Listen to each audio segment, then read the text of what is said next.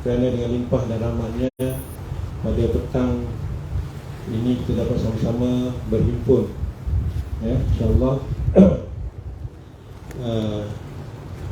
dalam rangka kita untuk mengikuti program yang telah kita susun, ya. Pertamanya saya ucapkan ahlan wa sahlan wa marhaban bikum kepada Al-Fadhil Ustaz Hakim Al-Hafiz dan rombongan. Kami mengucapkan terima kasih kerana sudi hadir ke tempat kami ini, dan minta maaf banyak-banyak. Inilah, ya, kita punya program kita di sini, ya, dalam kemah yang ni.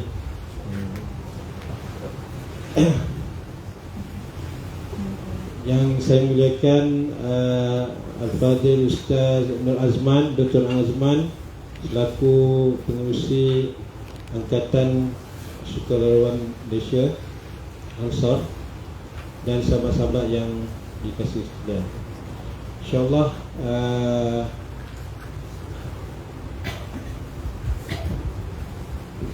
pada petang ini alhamdulillah kita, ya, insyaAllah akan dapat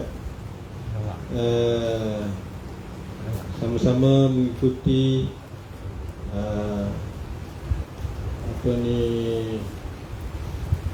pengisian dari sudut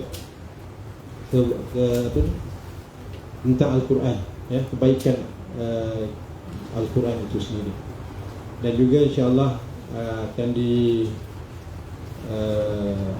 dikupas oleh Al-Fadhil Ustaz Hakim kita tentang bagaimana teknik untuk menghafal dengan baik, insyaAllah.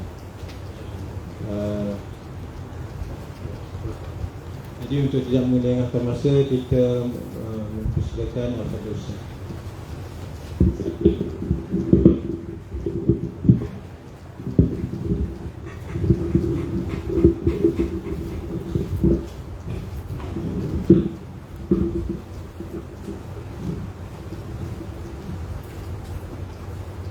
Assalamualaikum warahmatullahi ta'ala wabarakatuh.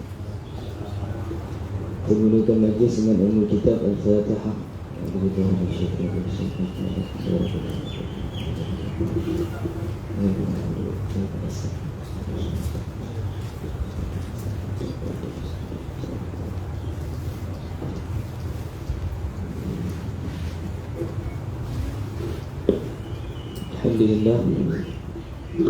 Alhamdulillah, syukur kita kepada Allah Subhanahu wa ta'ala, kita dapat berkumpul pada hari yang mulia, bulan yang mulia, yakni pada bulan Ramadan,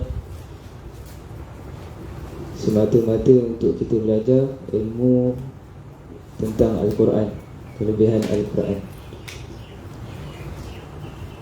yang mana saya tak berapa pandai sangat dah, kerana banyak lagi yang di sini lebih utama dan lebih aula daripada saya. Contohnya macam doktor dan juga Ustaz Zudin, selaku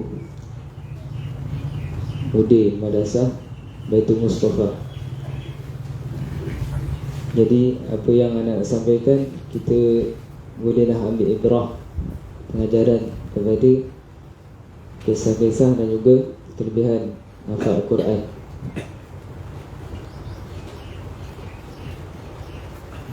Satu kisah di mana seorang menghafal Al-Quran ketika mak dan ayahnya di padang mahsyar. Kemudian Allah Subhanahu Wa Taala perintahkan malaikat untuk pakaikan mahkota. Mahkota itu terangnya, mahkota itu lebih terang daripada cahaya matahari. Kita tak boleh nak bayangkan, matahari pun dah terang, tapi ini lagi terang daripada cahaya matahari. Mahkota yang mana dipakaikan oleh kedua ibu bapa tadi. Kemudian apa yang ditanya kedua ibu bapa tadi? ditanya kepada Allah, wahai Allah, apakah yang dibatalkan oleh aku ini? Apakah sebab dan orang kata apa, kelebihan ataupun penyebab untuk aku dapat pakai mahkota ini? Allah tunjuk balik. Di dunia dulu dia ajar anak-anak dia menghafal Al-Quran, dia ajar anak-anak dia untuk menjaga Al-Quran, dia ajar anak-anak dia untuk beramal dengan Al-Quran. Yang mana Al-Quran, Nabi kata kalau kita baca, dalam satu hadis Nabi beritahu, Iqra'ul Quran fa innahu ya'ti yaumal qiyamati syafi'an bi ashabi. Bacalah Al-Quran kerana di akhirat nanti, di hari kiamat nanti, di hari perhitungan nanti, dia akan datang beri syafaat. Beri syafaat tu maksud dia akan memberi pertolongan. Dia akan menjadi benteng untuk kita, untuk orang kata apa, menjadi PA pada kita, untuk kita masuk dalam syurga Allah Subhanahu Wa Taala. Pada yang pembaca dia, fa innahu ya'ti yaumal qiyamati syafi'an li ashabi. Untuk dia akan datang pada hari kiamat nanti untuk orang yang selalu membaca ni. Membaca ni kata ulama bukan baca sekali setahun, bukan baca sebulan sekali ataupun 5 bulan sekali, tapi baca kata ulama paling kurang sehari lebih daripada 100 ayat atau 80 ayat. Jadi kita bulan Ramadan ni, bulan yang mulia, sangat-sangatlah digalakkan untuk membaca Al-Quran. Kerana Allah kata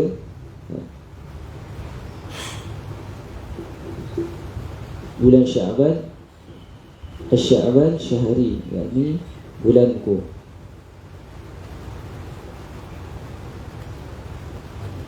Rejab, bulan Rejab adalah bulanku. Kata Nabi, Rejab adalah bulan Allah, Sya'ban adalah bulan syahri, yakni bulanku, bulan Nabi. Kemudian syahr Ramadan, bulan umatku. Rejab kita perbanyakkan istighfar. Kemudian Sya'ban kita perbanyakkan selawat pada Nabi. Kemudian Ramadan, Nabi kata bulan umatku, kerana kita perbanyakkan baca Al-Quran. Al-Quran yakni sahabat yang paling berguna bagi kita di dunia dan di akhirat. Jadi sama-sama kita ambil ibrah, kita ambil pengajaran atas kisah tadi, yang mana kelebihan dia itu sangat-sangat besar. Kemudian cara untuk kita menghafal Al-Quran dan menjaga Al-Quran tu, ulama kata yang first sekali, yang pertama sekali kita kena jaga hati kita. Betulkan hati kita. Kita hafal tu kerana apa? Kalau kita hafal tu kerana dunia, kita hafal selain kerana Allah, maka dia akan datang musibah pada diri kita. Boleh jadi Al-Quran tu laknat diri kita, Al-Quran tu tak redha pada diri kita, kemudian kita diuji dengan macam-macam. Hafal Al-Quran, mula-mula hafal Al-Quran sampai akhir juzuk tak jadi. Dah 29 juzuk lah ni, juzuk 30 tak masuk lagi, dah pindah sekolah. Bila pindah sekolah, terus tak habiskan hafazan Al-Quran. Kemudian jadi macam-macam. Ada yang jadi mak rempit, ada yang jadi penagih, ada yang jadi sebagainya lah.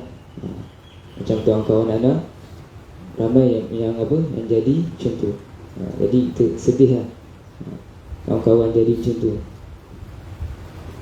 Bila kita gaji balik, dia ni menghafal kerana orang kata apa, kerana dunia. Dia hafal ni kerana nak jadi imam besar, kerana nak jadi orang yang orang kata apa, orang yang ada pangkat, nak jadi ustaz. Itu semua salah dari segi niat. Jadi kita kena cek tadi, hafazan kita tu kerana apa. Kalau kita betul-betul hafaz kerana Allah, dia akan bagi manfaat pada diri kita. Tu yang guru ana sebut lah, yang guru ana sampaikan. Alhamdulillah, pelajar daripada Baitul Musaffah pun ada, yang hadir ni pun nak dekat habis dah. Ada berapa juzuk? 1.5. Ini 4 juzuk. Alhamdulillah, minta tolong pada doktor dan juga ustaz semua, dan juga makmum doakan supaya pelajar ni sempat habis, dan orang kata apa, terhindar daripada segala ujian dari segi kawan dan sebagainya. Kawan pun main peranan juga. Kawan kalau jenis satu kepala habis, dia hasut macam-macam, kita tak jadi nak menghafal. Jadi kita hafaz ni, nak hafaz Al-Quran, first kali kena betulkan niat. Kemudian yang kedua, kita kena, orang kata apa, beramal dengan Al-Quran. Kalau kita hafal, sekadar hafal sahaja, hafazan tu dia akan, orang kata apa, sekadar hafal saja, sekadar time yang kita hafal saja, dia tak akan kekal. Jadi ulama kata kalau kita nak hafal Al-Quran, kena jaga, kena beramal. Beramal macam mana? Kita, orang kata apa, hafal, kita mengulang. Hafal, kemudian kita ulang Al-Quran. Kemudian bila kita mengulang, kita beramal. Beramal tu kita amal apa yang ada dalam ayat Al-Quran.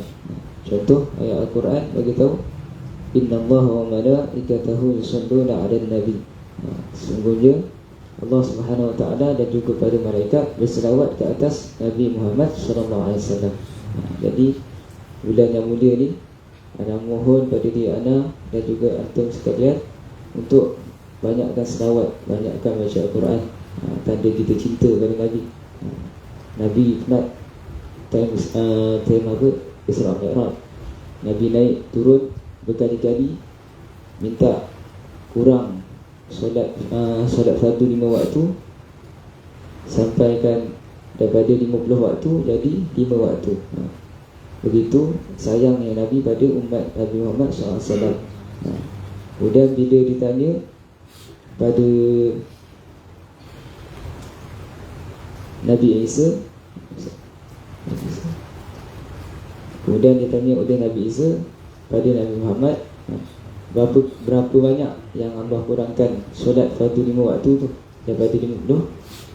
Nabi Musa minta maaf.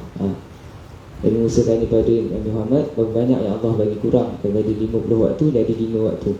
Kemudian Nabi jawab, dapat 5 waktu. Daripada 50 jadi 5 waktu. Kemudian Nabi Musa cakap, naiklah lagi minta kurang, minta kurang dengan Allah. Sebab Nabi Musa beritahu nescaya umat kamu akan tinggal juga, walaupun satu kefarduan saja, satu solat fardu saja, mereka akan tinggal juga. Jadi Nabi jawab apa? Nabi jawab, cukuplah setakat ni saja yang aku mampu. Kerana Nabi malu minta kurang pada Allah SWT. Nabi pun malu tentang apa? Tentang solat. Begitu sayangnya Nabi, kasihnya Nabi pada kita, umatnya. Jadi kita sebagai umat, kita kena tanggungjawab jaga solat 5 waktu, terutama anak dan juga antum. Kita doa supaya Allah SWT bagi, mudah-mudahan bagi kita dapat jaga solat 5 waktu tanpa meninggalkan takbiratul seumur hidup kita. Kemudian di masjid, kerana afdal bagi seorang lelaki itu solat di masjid. Kalau kita tengok masjid-masjid sekarang ni ramai dah tenggang daripada orang-orang lelaki. Yang ada pun time solat Jumaat. Solat Jumaat, kemudian solat tarawih. Itu pun kalau 8 rakaat, rakaat keempat dah cabut dah. Kalau 20 rakaat, 8 rakaat dah balik. dah mengopi dah. Jadi kita minta Allah kuatkan, minta Allah SWT kuatkan iman kita supaya kita dapat jaga amanah yang Nabi, yang Allah sampaikan melalui Nabi. Amin ya rabbal alamin. Jadi ana rasa untuk setakat tu saja penyampaian daripada ana. Kemudian ana serahkan pada guru ana, Ustaz Izzuddin, untuk sampaikan sedikit sebanyak tentang kelebihan Al-Quran, menghafal Al-Quran dan juga cara menghafal Al-Quran.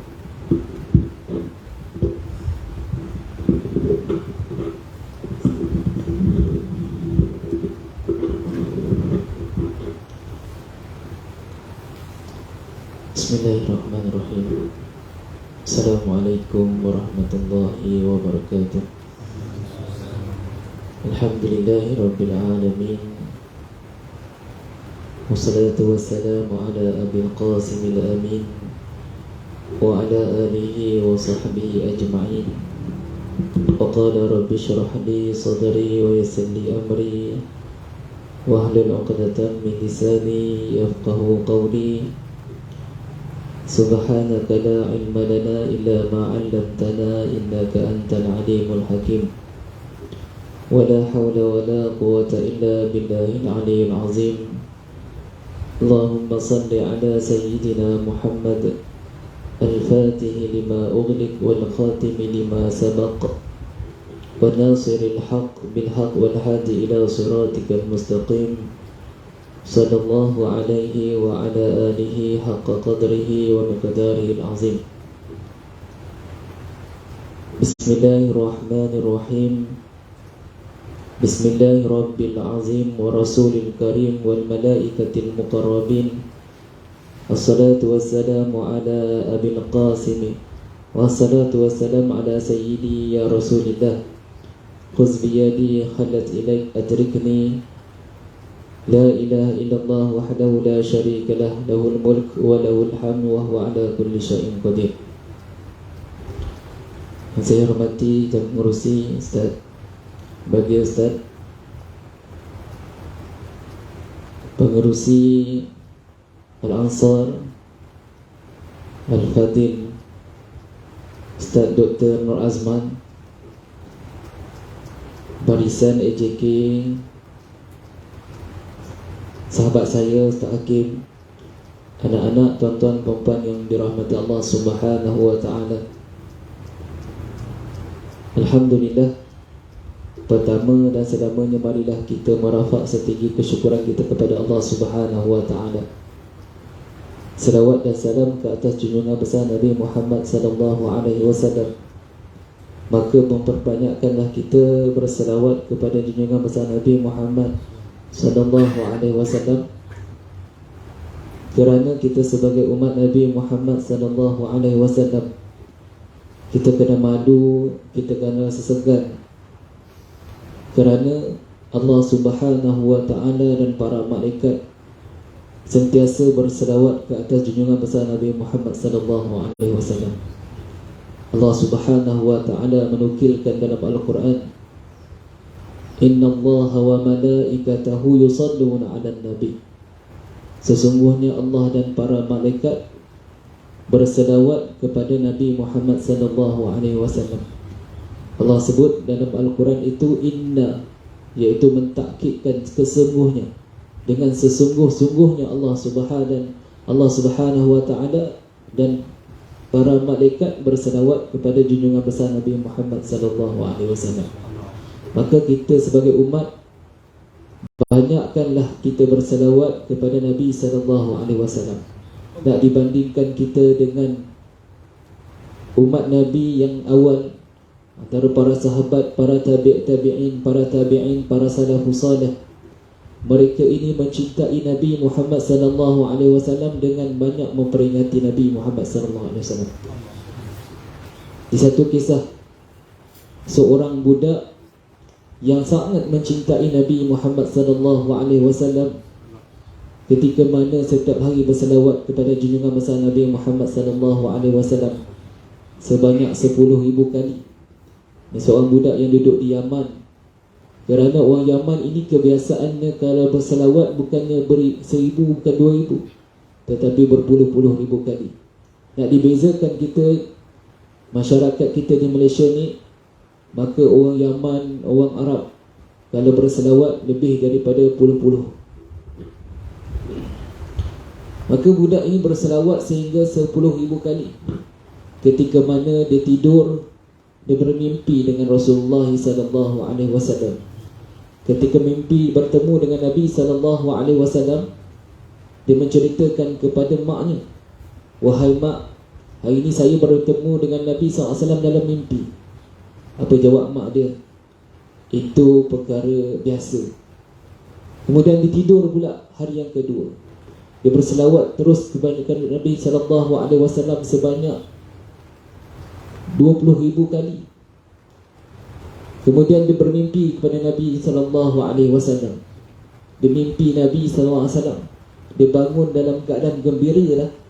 Kemudian dia cerita dekat mak dia, "Wahai makku, hari ini aku dapat mimpi lagi bertemu dengan Nabi SAW." Mak dia kata itu perkara biasa. Dia pun muskil, macam mana yang menyebutkan luar biasa. Kemudian dia tidur, sebelum tidur tu dia selawat kepada Nabi SAW sehingga kepada 40,000 kali berselawat. Kita muhasabah diri kita sebelum kita pergi bertemu dengan Allah Subhanahu Wa Taala. Kata ulama Yaman, orang yang tidak pernah bertemu dengan Nabi SAW sama sekali, dia bukan di kalangan umat Nabi Muhammad SAW. Ketika mana dia tidur, buat hari yang ketiga, dia bermimpi dengan Nabi SAW. Dia rasa dah seronok dah. Tiba-tiba dia terkejut. Dia melihat rupa-rupanya Nabi di hadapannya. Dia melihat Nabi SAW di hadapannya. Itu dinamakan yaqazah. Ketika mana dia bertemu dengan Nabi, dia rasa sangat gembira, rasa seronok. Pagi tu dia bangun, dia cerita dekat mak dia, "Wahai mak, hari ni aku dapat bertemu dengan Nabi SAW secara berhadapan." Mak dia kata ini adalah luar biasa.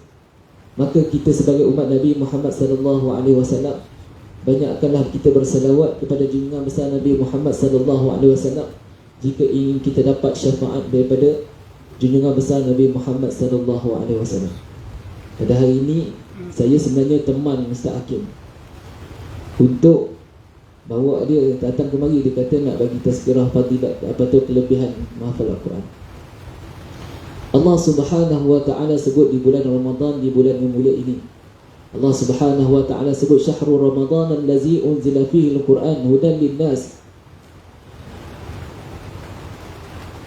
Bulan Ramadan Allah Subhanahu Wa Taala turunkan Al-Quran.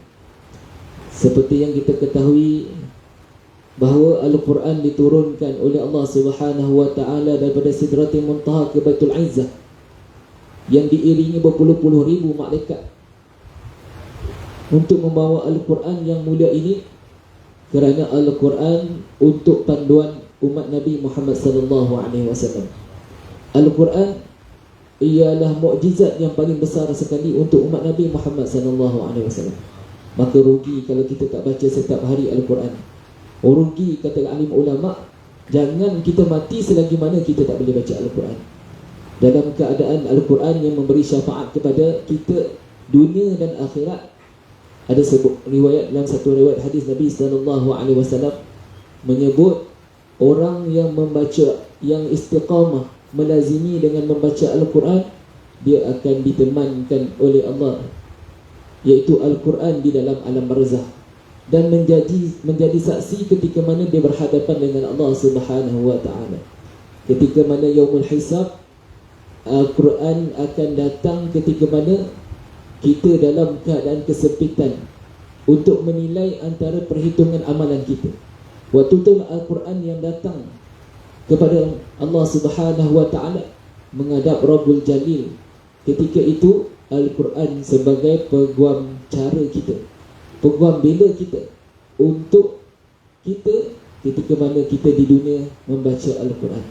Katalah hadis Nabi SAW dalam satu riwayat, Al-Quran di dalam syurga, ketika kita nak naik dalam syurga nanti, Al-Quran, di mana habisnya kita membaca Al-Quran, di situlah tingkatan kita duduk dalam syurga Allah Subhanahu wa taala. Maka melazimilah kita dengan membaca Al-Quran, mentadabburkan Al-Quran, kerana Al-Quran ni syafaatnya cukup besar untuk umat Nabi Muhammad sallallahu alaihi wasallam. Maka fadilat kelebihan Al-Quran yang disebut oleh Ustaz Hakim tadi banyak, yang disebut oleh para alim ulama. Dan seperti hadis Nabi sallallahu alaihi wasallam, bahkan dalam satu hadis Nabi sallallahu alaihi wasallam, Nabi sallallahu alaihi wasallam sebut, khairukum man ta'allama al-Qur'ana wa 'allama. Sebaik-baik kamu ialah orang yang mengajar dan belajar Al-Quran. Maka kita sebagai umat Nabi, Nabi SAW kata apa? Di akhir zaman aku bekalkan dua perkara. Yang pertama Al-Quran, yang kedua hadis junjungan besar Nabi SAW. Maka kalau engkau genggam sekuat-kuatnya, kata Nabi, maka tidak akan sesat selama-lamanya. Maka kita sebagai umat Nabi di akhir zaman, jangan kita tinggal Al-Quran dan kita genggam, dan jangan kita tinggal hadis Nabi SAW sebagai panduan kehidupan kita. Kita nak menghafal Al-Quran, seperti mana Ustaz Hakim sebut tadi, yang pertama kita kena niat. Nabi SAW sebut, innamal a'malu binniyat wa innamal likulli imri'in ma nawa, faman kana hijratu ila Allah ila akhir. Nabi SAW sebut, iaitu kita nak buat satu perkara, hendaklah kita melakukan dengan niat. Kalau niat kita kerana Allah Subhanahu wa taala, insya-Allah Allah mudahkan urusan kita. Kita dengan yakin kita kena buat amalan dalam keadaan kita bersungguh-sungguh. Kalau kita tak yakin, kita tidak akan dapat mengerjakan ibadah. Kita nak buat ibadah, kita nak solat, kita nak pergi umrah. Kalau kita letak keyakinan kita kepada Allah Subhanahu wa taala, insya-Allah Allah akan capaikan matlamat ataupun tujuan yang kita nak citakan. Sebab apa? Para alim ulama sebut dengan satu kalimah, al-haqqul yakin wa ilmul yakin. Bila kita ada kebenaran untuk keyakinan, maka ilmu yakin itu akan hadir kepada kita. Kita nak pergi umrah, kadang-kadang kita kata, kita ajak kawan-kawan kita, kadang-kadang dia cakap apa? Duit tak ada lagi, nak kena jaga anak lagi. Maka itu adalah satu pemikiran yang salah dalam kehidupan kita. Sedangkan kita bertauhidkan kepada Allah Subhanahu wa taala, maka kita kena bergantung kepada Allah Subhanahu wa taala. Yang pergi umrah, yang membawa kita untuk pergi umrah ialah Allah Subhanahu wa taala. Kalau ajak kita pergi umrah, insya-Allah Ustaz, insya-Allah. Rezeki itu daripada Allah Subhanahu wa taala. Allah dah catat rezeki kita. Itu menunjukkan kita adalah bertauhid kepada Allah Subhanahu wa taala. Maka kekuatan untuk kita untuk menghafal Al-Quran ialah pertama dengan niat, kemudian dengan kekuatan diri kita. Kalau kita tak semangat, tak ada semangat istiqamah, maka susah untuk kita mengerjakan amalan itu untuk mencapai kejayaan. Maka dalam menghafal Al-Quran ni Allah Ta'ala beri ujian. Dalam kehidupan juga kita Allah Ta'ala beri ujian. Maka kita kena tempuh ujian tu dalam keadaan apa? Dengan tabahnya kita, dengan sabarnya kita. Kerana kalau kita tahu para alim ulama, bila dia sampai satu makam, iaitu makam dia, makam sabar. Kata para alim ulama, ada makam sabar disebut dekat situ, iaitu ada wali. Wali bila diuji Allah Ta'ala, dia sampai satu makam, dia naik, maka dinama dia sabar. Sabar, nak sampai satu makam dia kena sabar. Sampai wali Ghaus, wali Kutub, wali Abdal, maka nak sampai ke wali-wali itu semua kena ada peringkat sabar. Maka kita sebagai umat Nabi nak menghafal Quran, kerana apa? Kita nak bawa kitabullah, mukjizat yang paling besar, maka kita kena ada kesabaran untuk menghafal Al-Quran. Kita sebagai kebiasaan, kalau saya rasa sahabat-sahabat Ustaz Hakim, dia menghafal Al-Quran, bila ada Allah Ta'ala uji dia, mesti dia sabar. Ketika mana kami duduk dekat Azhar dulu, Allah Ta'ala uji, setiap seorang tu uji. Kita ke mana kami duduk dalam tempat menghafal Quran, setiap sahabat-sahabat kami diuji. Ada yang ujian dia sebagai, ada ujian keluarga, ada ujian bercinta, ada ujian kematian mak ayah dia. Bila mati mak ayah, bila nak menghafal Quran tu dia down sikit. Sebab tu mak ayah yang memberi semangat. Down. Tengok ada ujian pula, ujian tu bercinta pula. Bila cinta, bercinta. Tiba-tiba orang perempuan tu tak suka kat kita, down pula. Tu ujian. Dalam kehidupan kita nak menghafal Quran paling besar ujian dia. Ada sahabat saya ketika mana 28 juzuk dah menghafal Quran, tiba-tiba Allah nak uji dekat dia. 28 juzuk Allah uji dia. Dia perempuan, iaitu orang dengki dengan dia, orang ubat dia. Dengki, kemudian orang buat dia. Dia cakap seorang-seorang dekat depan pagar, cakap seorang-seorang sampai 2-3 tahun, sehingga Al-Quran dia habis lupa. Ujian dalam kehidupan kita, orang yang paling banyak ujian ialah alim ulama, para wali Allah, orang yang hafal Quran. Kita sebagai orang awam, ujian sikit baru, maka kita kena sabar. Bila kita tak sabar, maka kita tak redha dengan ujian Allah Subhanahu Wa Taala. Maka bila kita tak redha, kita tak jadi orang yang disebut sebagai umat Nabi Muhammad sallallahu alaihi wasallam, sebab kita sering mengeluh. Sedangkan Nabi sallallahu alaihi wasallam dan para sahabat banyak ujian ketika berhadapan dengan musuh-musuh Allah Subhanahu Wa Taala. Jadi saya bermohon maaf atas kekurangan dan kelemahan. Banyak sikit tu datang daripada Allah Subhanahu Wa Taala, dan lemah itu daripada saya sendiri. Wabillahi taufiq wal hidayah. Wassalamualaikum warahmatullahi wabarakatuh.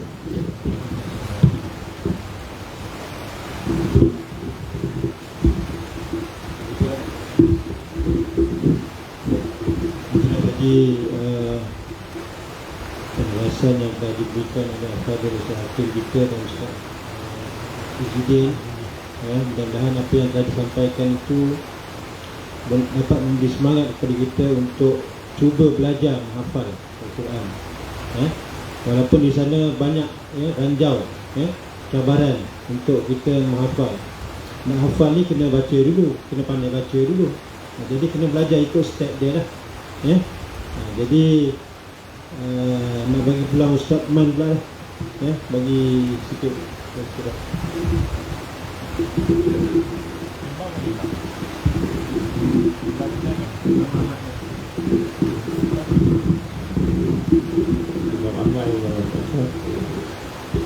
A'udzubillahi minasyaitonir rajim. Bismillahirrahmanirrahim. Alhamdulillah nahmaduhu wa nasta'inuhu wa nastahdihi wa nastaghfiruh wa na'udzu billahi min shururi anfusina wa min sayyiati a'malina. May yahdihillahu fala mudilla lahu wa man yudlil fala hadiya lahu. Asyhadu an la ilaha illallah wahdahu la syarika lahu wa asyhadu anna Muhammadan abduhu wa rasuluh. Qala rabbi ishrah li sadri wa yassir li amri wahlul 'uqdatam min lisani yafqahu qawli. Subhanaka la ilma lana illa ma 'allamtana innaka antal 'alimul hakim. Wa la haula wa la quwwata illa billah al-'aliyyil 'azim. Assalamualaikum warahmatullahi wabarakatuh. Yang dikasihi Fadil Ustaz Nasir, tetamu kita Fadil Ustaz Hakim dan Ustaz Izzuddin, merupakan orang yang dekat dengan Quran lah, daripada Darul Mustafa. Alhamdulillah. Ahlan wa sahlan wa marhaban bikum. Selamat datang, dan mudah-mudahan tidaklah pertama dan terakhir. InsyaAllah mudah-mudahan lepas ni akan ada lagi pertemuan-pertemuan kita. Juga kepada dua orang anak murid belajar daripada sana, insyaAllah. Saya teruskan sahabat-sahabat saja. Baik, pertama sekali kita syukur kepada Allah diberi kesempatan. Alhamdulillah, ni hujan. Kalau kat sini hujan lah, hujan ni maknanya sejuk sikit lah. Kalau tak ada panas sikit kan. Jadi Allah berikan rahmatnya pada hari ini kita selesa, insyaAllah. Baik, berkenaan Quran merupakan salah satu daripada perkara yang asas di dalam perjuangan Rasulullah SAW. Setelah iman, setelah kalimah la ilaha illallah, syahadah, maka kita lihat Al-Quran menjadi dasar kepada tarbiyah sahabat-sahabat Nabi. Tidak ada seorang sahabat Nabi melainkan mesti bersama Quran. Malahan Al-Quran ini walaupun ada di kalangan sahabat Nabi yang tidak menghafal 30 juz, ada juga yang tidak menghafal 30 juz, yang sebahagian daripada mereka mungkin bacaannya pun ada yang gagap-gagap ya. Tetapi tarbiyah Al-Quran itu berjalan, proses tarbiyah itu berjalan. Sebab tu kalau kita tengok ya, di dalam sirah Rasul SAW dan sahabat-sahabat, perkara yang menjadi fokus kepada sahabat ialah Al-Quran. Jadi kami ambil, kami hafal 10 ayat 10 ayat 10 ayat, hafal, baca, hafal, faham, amal. Ini adalah sifat sahabat-sahabat di Madinah.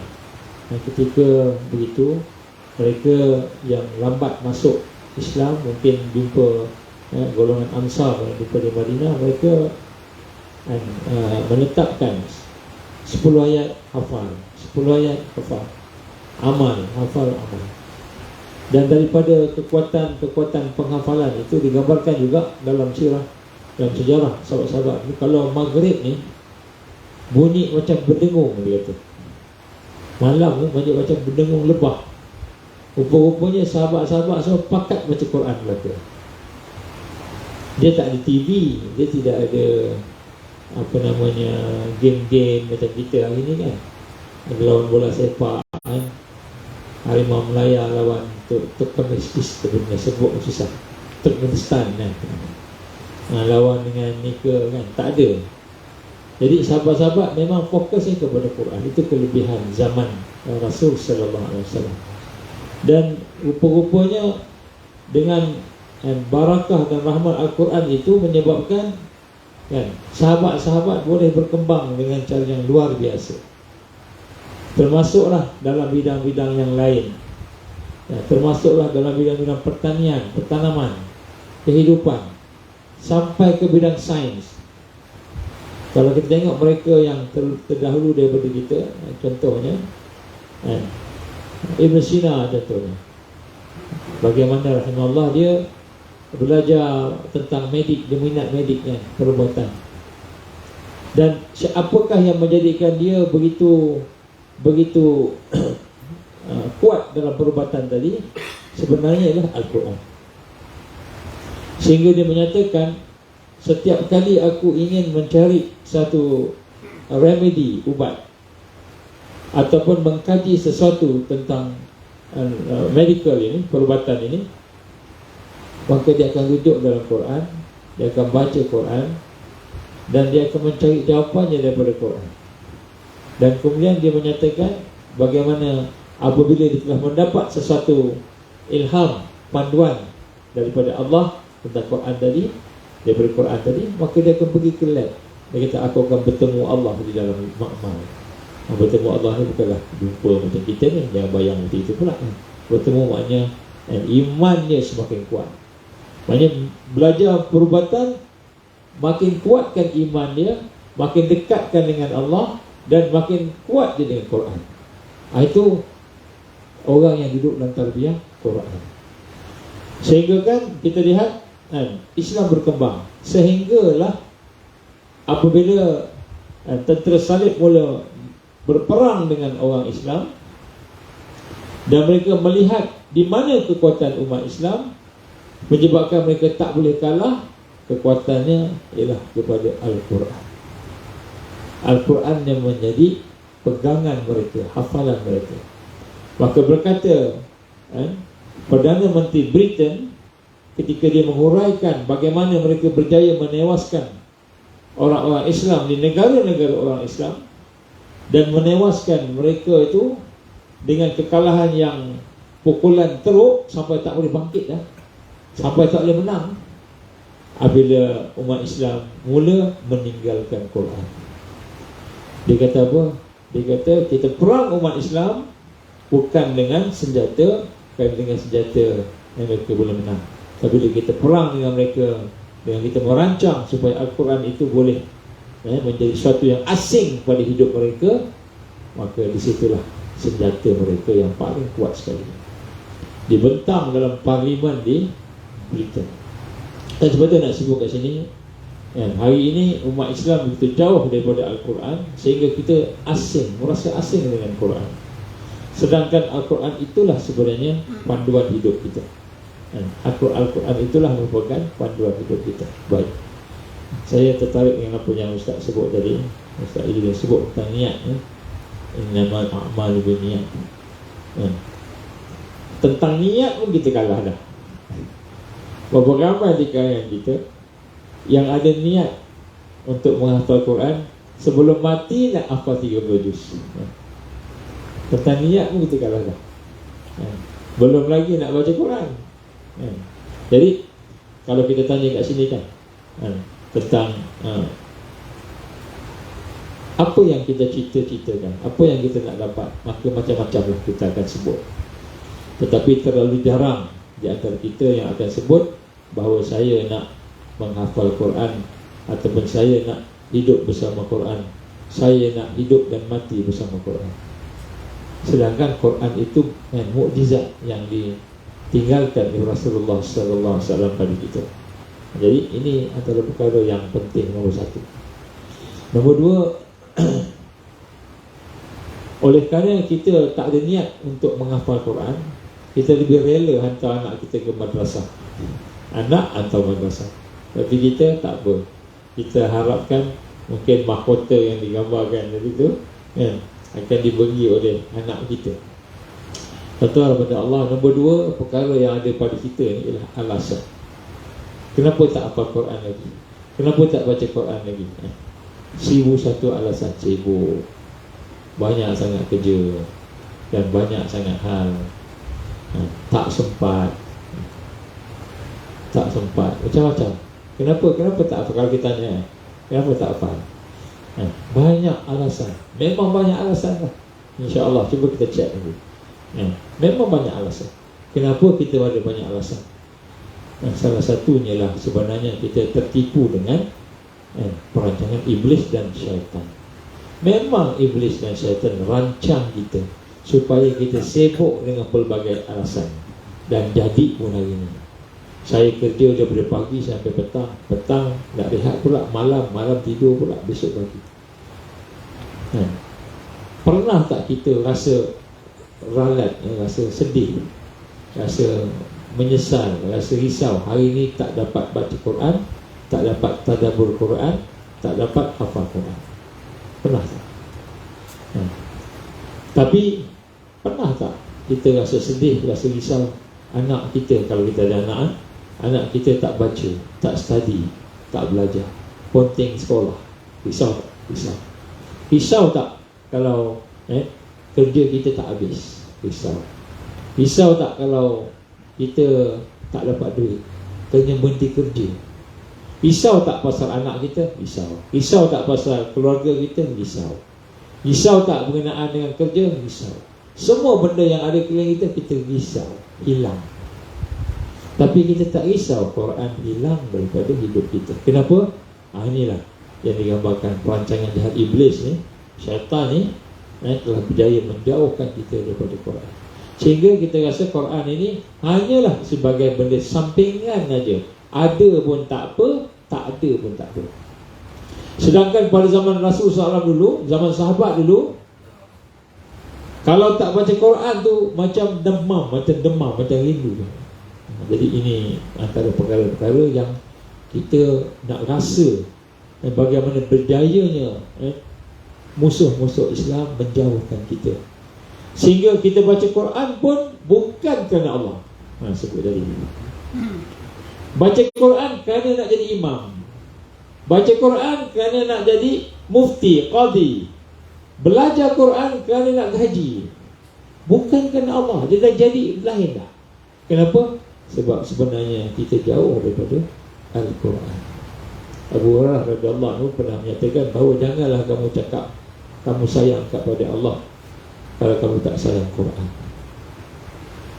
Sebab tu alhamdulillah sampai sekarang, ini sekarang zaman kita ni bukan zaman Nabi dulu ni, zaman kita ni, Gaza, Palestin, Gaza sampai sekarang tak boleh dikalahkan oleh Israel. Sampai sekarang dia bom lah macam mana pun, paling kuat dia boleh bom daripada jauh, tembak dari jauh je. Dia tutup dengan tembok sepanjang sepadan. Dia tutup disekat laut, jalan laut di Gaza. 12 kilometer tu kapal perang dia dah ada. Kalau lebih daripada 12 kilometer dulu, dia tembak. Tak bagi lepas daripada 12 kilometer. Sekarang ni tak sampai 12 kilometer pun, hanya beberapa meter tu. Dia dah duduk kat situ kapalnya. Siapa nak menangkap ikan, nelayan Gaza ni nelayan, ya. Siapa nak tangkap ikan, dia tembak. Sehingga akhirnya sampai peringkat pernah satu ketika tu taklah boleh langsung pergi ke pantai. Pergi pantai, main kat pantai, anak-anak main kat pantai pun dia tembak. Anak-anak ditembak di pantai, ya. Sampai peringkat macam itu dengkinya Yahudi ni pada orang Islam. Kemudian sehinggakan Allah gambarkan kepada kita dengan karamah yang ada kepada mereka yang berjuang perjalanan Allah ini dengan Quran. Mereka hidup bersama Quran. Hari ini average anak di Gaza, satu ibu 17-18 anak. Satu ibu 17 orang, 18 orang anak seorang ibu ni, dah sebut kat sini. Menjadi satu yang mengaibkan, memalukan sahabat-sahabat kita di Gaza ni. Kalau dalam satu rumah ni anak ramai, seorang pun tak hafal Quran 30 juz, mengaibkan rumah tersebut. Jadi kalau kita pergi rumah di Gaza ni, ataupun kalau kita pergi, katalah kita kat sini rumah kita kan, dalam satu rumah ni tak ada seorang pun anak yang hafal 30 juz Quran, mengaibkan, malu rumah tu. Sekarang ni dah lebih daripada, saya ingat dah lebih dari 90% anak-anak di Gaza, remaja Gaza yang memang berjuang ni, menghafal Quran. 90% ke atas sekarang ni. Hampir semua hafal Quran. Dan salah satu syarat untuk berjuang menjadi frontliner pejuang di Gaza sekarang ini, komando Brigade Al-Qassam yang jaga sempadan, lebih kurang 2,000 orang bergila-gila jaga di sempadan. Semua mesti wajib hafal 30 juz. Wajib. Bukan 30 juz sahaja, mereka wajib mengamalkannya. Tahajud wajib, bukan sunat. Solat duha wajib, bukan. Ini untuk komando. Untuk komando. Sampai sekarang Israel tak boleh kalahkan Gaza. Sampai sekarang. Ketika mereka bom Gaza, kemudian nak masuk ke dalam Gaza ni, nak masuk dalam Gaza tu, maka ada satu nasyid yang dinyanyikan oleh para komando dan Brigade Al-Qassam. Apa nasyid ni? Bahasa kita lah, saya tak pandai nak nyanyi lagu dia. Sedap. Wahai komando Yahudi, masuklah, ahlan wa sahlan, masuklah ke dalam Gaza, dan kamu akan dapati di mana bumi kamu pijak di Gaza, di situlah kubur kamu. Di situ kubur kamu. Dan untuk pengetahuan semua, kekuatan yang ada pada mereka tentera Brigade Al-Qassam ni, sampai peringkat dia ada sniper, dia boleh tembak sampai 4 km. Yang ditunjukkan 4 km, tapi sebenarnya lebih dari itu. Dia punya komando tu, dia punya bom tu, yang roket ni kan. Macam kita buat meriam aja, bunyi dia kuat, tapi pergi tak. Itu meriam kita. Sebab tak ada Quran. Pergi tak, bunyi lebih. Dia bunyi sikit je, tapi dia pergi lebih daripada 200 km, 300 km. Padahal buat kat belakang dapur je, buat dalam rumah dapur je. Dan banyak lagi lah kekuatan mereka sebenarnya yang tidak disebut dan tak boleh disebut. Dan sebenarnya, kenapa ada kekuatan tu? Bila kita tanya dengan sahabat-sahabat kita di Gaza, tanya dengan mereka, kenapa mereka begitu kuat sekali sampai sekarang tak boleh dikalahkan? Al-Quran. Al-Quran. Bukan sebab mereka ramai saintis, bukan sebab mereka universiti hebat. Tahu tak, kalau kita tengok universiti di Gaza City tu, tempat yang paling jadi sasaran bom daripada Israel ialah dua jabatan, jabatan kejuruteraan dengan jabatan medical. Ni dua ni memang kena bom. Bangun dia tahu bom, tembak. Tak boleh isytihar, ini jabatan kejuruteraan. Jadi saya ni seorang engineer, memang habis. Jadi semua yang orang-orang engineer semua terpaksa low profile kerana akan mereka menjadi sasaran sebab dia tak mau teknologi. Jadi kalau kita tengok hari ni, memang dia orang tak ada kekuatan PhD engineering apa, tak ada. Sebab apa? Memang tak boleh. Kalau di sebelah tebing barat pula, memang Yahudi ni sekat orang-orang Palestin ni daripada belajar. Dia sekat, dia tak bagi. Sampai peringkat dia akan masuk sekolah, kelas, saya ada gambar dia, tunjuk. Masuk ke dalam kelas, dia tengok, agak-agak tak suka yang seorang budak ni, tembak dia tu je. Dia tembak je, ni baling batu kan, kau baling batu kan semalam? Kau baling batu kan? Tak, pukul-pukul tembak itu kan, dia buat jalan. Sampai macam tu. Jadi nak sebut kat sini, memang mereka menghalang teknologi, menyekat pelbagai perkara, komputer, semua disekat. Tetapi teknologi yang ada di Gaza lebih daripada teknologi yang ada di luar. Dia boleh hack, dia boleh masuk dalam komputer di Israel sampai dia boleh tahu apa yang berlaku dalam tentera Israel. Dan salah satu contohnya, cerita-cerita tentang tentera Israel yang tak nak pergi perang. Kenapa? Takut. Dan bila nak berlaku peperangan antara Gaza dengan Al-Qassam dengan tentera Israel ni, sampai peringkat dia orang takut nak keluar sebab sniper 4 km boleh tembak dari tu. Dia kata apa? Kau tembak kaki aku tembak kaki kau. Jadi tak payah pergi perang. Sampai macam tu. Takutnya. Jadi bila kita nampak maka cerita-cerita daripada di kalangan tentera Israel ni didedahkan. Semua tu hacker daripada Gaza. Jadi nak sebut kat sini, bila kita jumpa dengan Ismail Haniah, Perdana Menteri dia, jumpa dengan kawan-kawan yang ada, di mana kekuatan? Kekuatan mereka ialah Al-Quran. Al-Quran. Jadi Al-Quran ni bukan main-main, bukan benda samping-samping, bukan benda suplemen. Boleh ada, boleh tak ada. Bukan, mesti ada. Kalau kita kata saya nak berjuang di akhir zaman, saya nak berjuang bersama Al-Mahdiyin, mereka yang mendapat hidayah, saya nak berjuang untuk berdepan dengan Dajjal, nak berjuang berdepan dengan tentera Dajjal, wajib ada Al-Quran. Bukan main-main. Kalau kita kata tak apalah, Quran ni tak penting lah, anak-anak cukup lah, anak-anak je hafal, kita tak hafal, maka kita masih bermain-main dengan perjuangan, belum serius. Kita belum serius dengan berjuang kalau Quran masih duduk kat belakang punggung kita. Belum serius. Walaupun kita ada janggut yang panjang, ibadah lain, banyak ibadah lain, tapi Quran kita ambil mudah. Kerana pertolongan Allah SWT bersama dengan mukjizat yang paling besar sekali Al-Quran. Sebab itu Al-Quran ni benda paling penting pada mukmin, terutamanya mereka yang nak berjuang.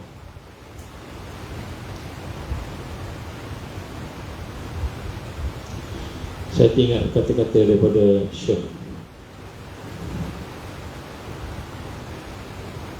Saleh Ashmawi rahimahullah, meninggal dah, salah seorang pimpinan Palestin. Dia kena tangkap, kena seksa teruk dalam penjara Israel di tebing barat. Akhirnya berlaku satu pertempuran, ditangkap tentera-tentera Israel, dibuat pertukaran. Sebab Al-Qassam dia kalau perang dia tak bunuh, dia tangkap dia hidup. Dia punya misi ni tangkap. Berapa tentera kita nak? 10 orang.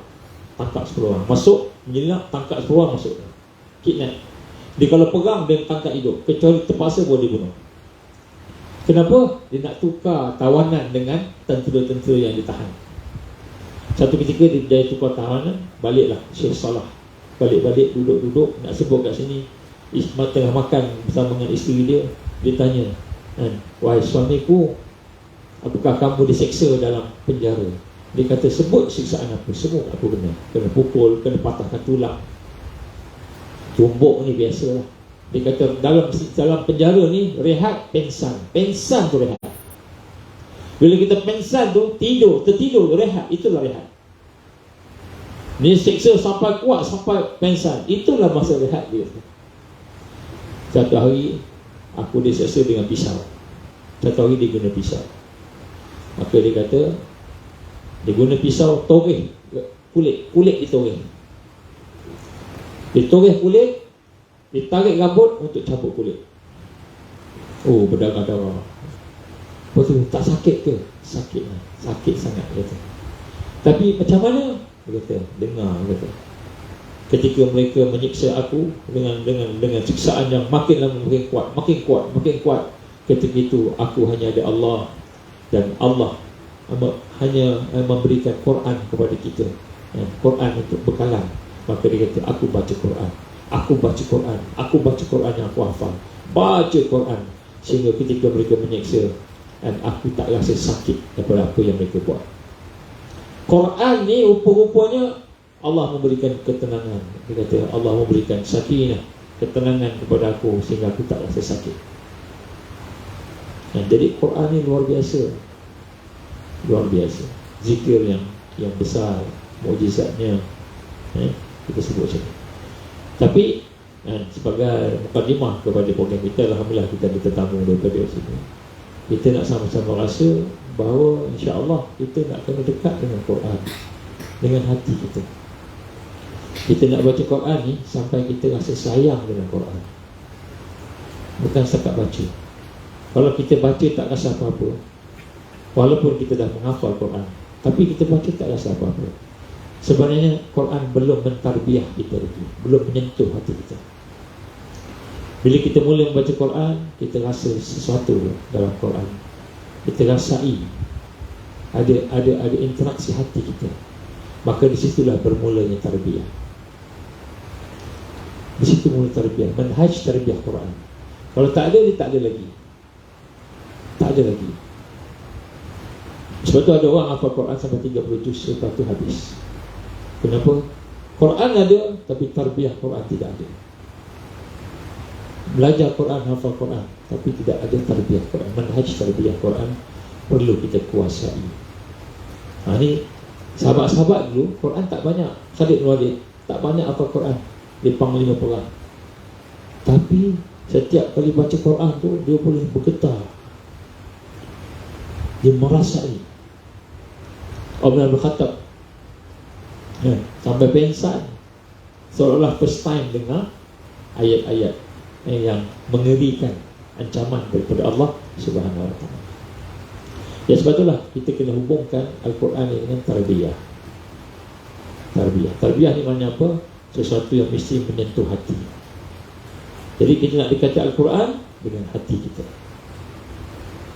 Sebab tu dalam karangan Syekh Qutb rahimahullah, dia kata Jil Quran Farid, generasi Quran yang unik, yang ditulis dalam karangan itu. Dia kata apa?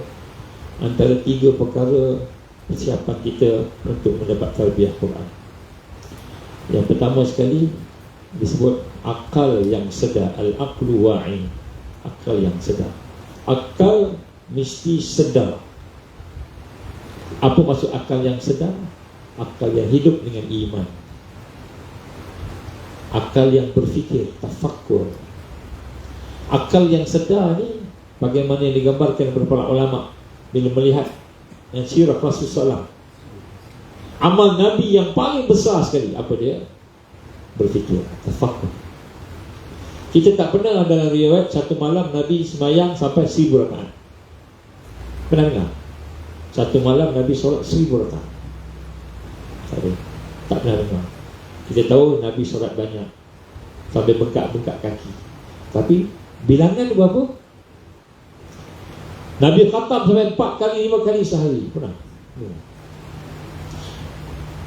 Jadi nak sebut kat sini, ulama menggambarkan amalan yang paling besar di Rasulullah SAW ialah berfikir, dan kemudian daripada berfikir itu dia melaksanakan dakwahnya, tarbiyahnya, jihad.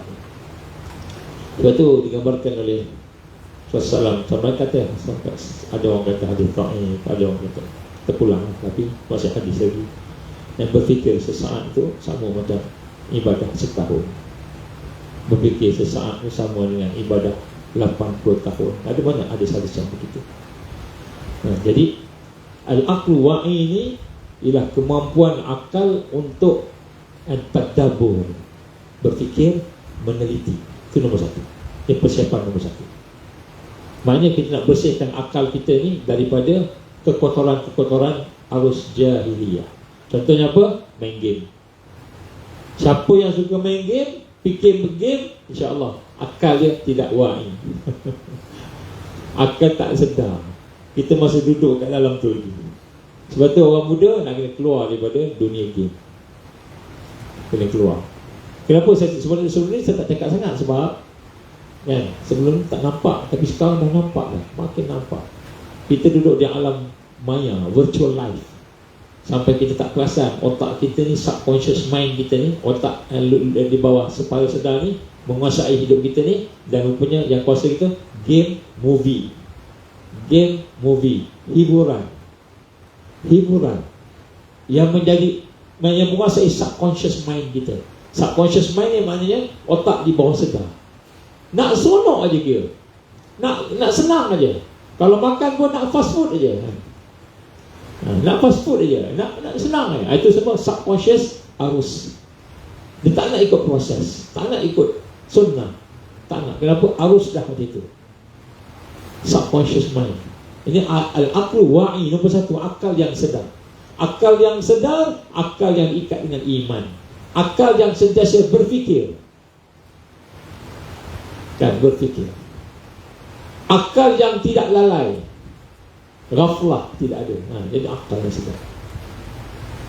Contoh contoh simple contoh. Nak kaitkan fikir dengan iman. Kita duduk dekat sini kan, ada aircon.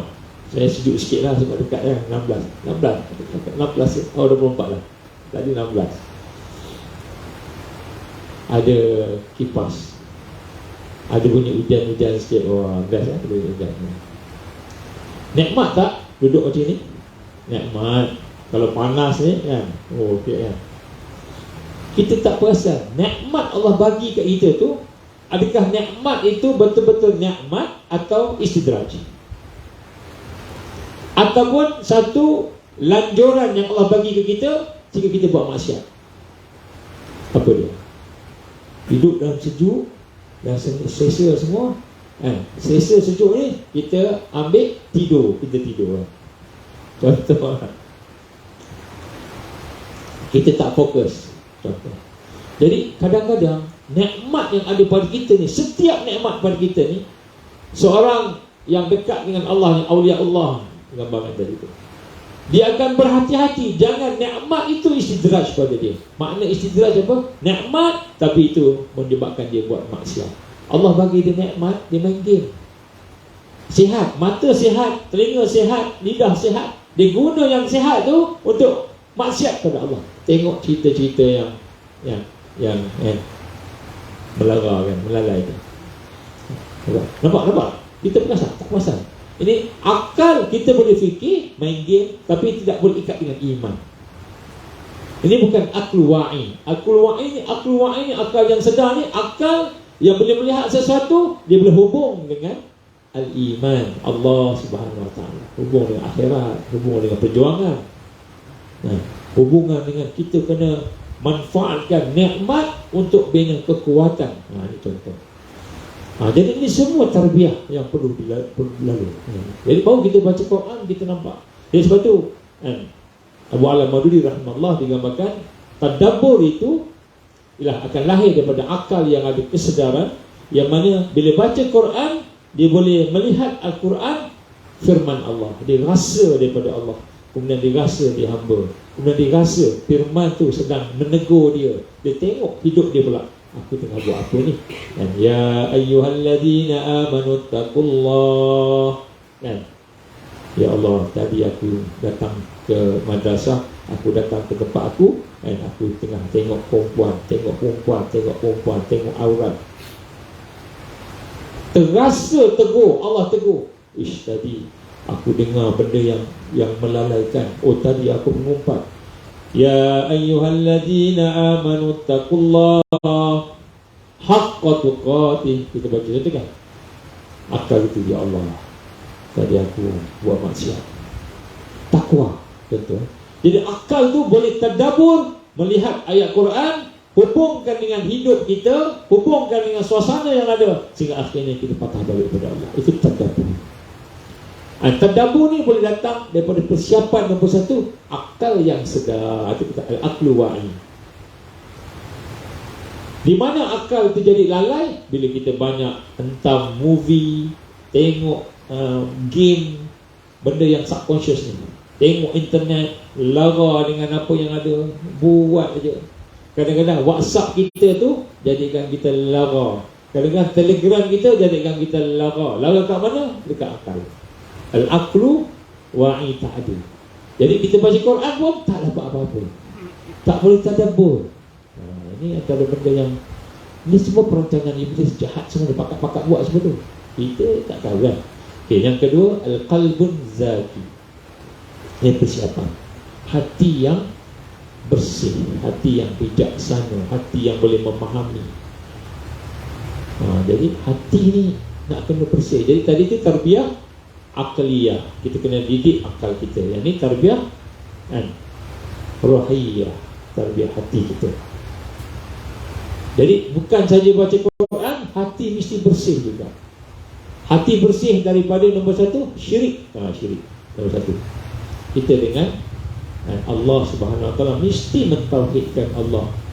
Melihat sesuatu, melihat makhluk, saya sebut banyak kali kan, tengok makhluk ni, lihat af'al Allah.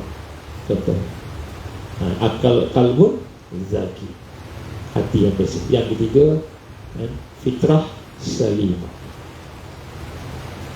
Qalbun zaki ni kita kena didik hati kita. Yang ketiga, fitrah salimah. Fitrah ni naluri kita. Kullu maulud yuladu 'alal fitrah. Semua kita dilahirkan dengan fitrah.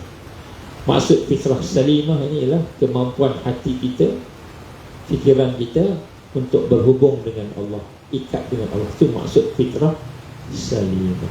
Jadi ini 3 persiapan untuk kita nak mendapatkan manhaj tarbiyah. Sebab Quran boleh mendidik kita. Jadi kita sebut tadi Quran ni kekuatan. Jadi pada petang ni insya-Allah kita nak sama-sama rasa kekuatan kita dari sudut tarbiyah ialah sejauh mana kita kuat bersama Al-Quran. Kalau kita kuat dengan Al-Quran, insya-Allah, dan insya-Allah kita kuat. Jadi sebab itulah insya-Allah, mudah-mudahan perbincangan kita pada petang ni, kita ucapkan jazakumullah khairan katsira kepada sahabat-sahabat kita daripada Darul Mustafa, Mudir, Ustaz Izzuddin, Ustaz Hakim, juga kepada yang lain-lain insya-Allah. Sebagai mukadimah kita untuk memahami hakikat syahrul Ramadan, kan?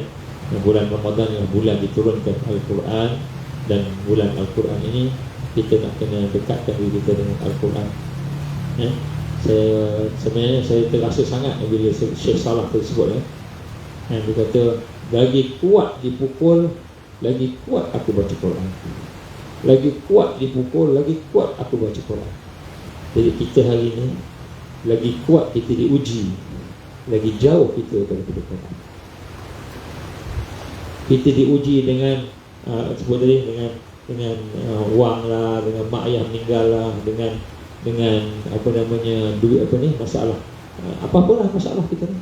Lagi kuat kita diuji, lagi kuat kita di fitnah, menghadapi kesusahan, lagi jauh kita daripada Quran.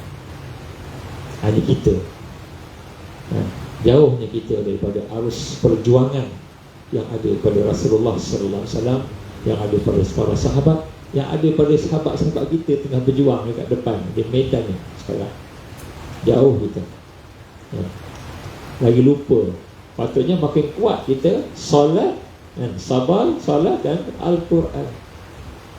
Itu juga Syekh Abu Bakar Al-Awawidah. Syekh Abu Bakar Al-Awawidah sama juga, bila saya tanya, dia kata selain daripada bila yang saya kata buta mata, mata dia kena buta, dia kena seksa 50 hari lebih lah itu berturut-turut, sampai matanya lah dia tembak dengan laser, buta mata dia. Dia kata apa, bila saya tanya dengan dia, tulang dia bengkok, tulang belakang dia bengkok. Syekh, macam mana berhadapan dengan siksaan? Dia kata, nombor satu, aku rasa Allah tengok aku, syu'ur ma'iyatullah, rasa Allah tengok, Allah bersama. Kemudian aku rasa orang yang pukul aku tu hina, dia lagi kuat dia pukul lagi, hina. Yang ketiga, aku ingat apa yang ada dalam Quran. aku baca. Jadi sahabat-sahabat kita ni, ulama-ulama bila ni, dia ingat Allah, dia ingat Rasul, dia ingat Quran, dia baca. Dan dia kata, bila aku baca, aku rasa aku semakin dekat, makin naik dekat Allah, makin dekat dengan Allah, makin dekat dengan Allah. Makin kuat ujian, kita makin dekat dengan Allah. Itu para awliya Allah. Tapi kita makin diuji, makin jauh, makin malas nak baca Quran, makin malas nak dapatkan panduan daripada Allah. Inilah suasana yang perlu kita perbaiki. InsyaAllah mudah-mudahan sikit sebanyak apa yang kita bincang-bincangkan ini memberikan satu manfaat dan barakah, InsyaAllah untuk kita bawa balik. Jazakumullah khair, jazak kepada sahabat-sahabat kita daripada Mustafa. Sekali lagi kami ucapkan terima kasih banyak-banyaklah datang. Rasa cahaya lebih sikit hari ini dalam arki ni orang Quran datang ni.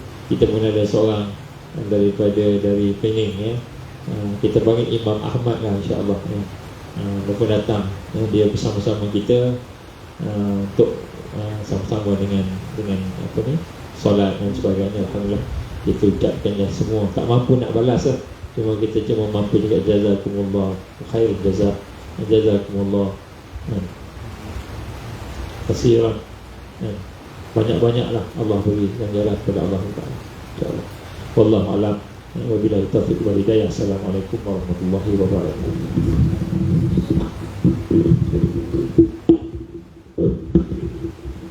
Assalamualaikum. Alhamdulillah, kita pada pagi dapat banyak input yang baik daripada yang telah disampaikan oleh Al-Fadhil Ustaz, daripada Anis Hakim, Sayyidin dan juga Ustaz Mas sendiri. Mudah-mudahan apa yang telah disampaikan itu dapat mengubah kita, dapat dari hari ini dapat memberi satu titik tolak untuk membuka ataupun memberi keazaman kepada kita untuk berusaha untuk mendekati Al-Quran itu sendiri. InsyaAllah mudah-mudahan Allah memberi petunjuk kepada kita semua, insyaAllah. Jadi sekadar itu, insyaAllah pada petang ini kita tutup majlis kita dengan tasbih kafarah dan surat al-Asr. Surat Allah. Surat Allah.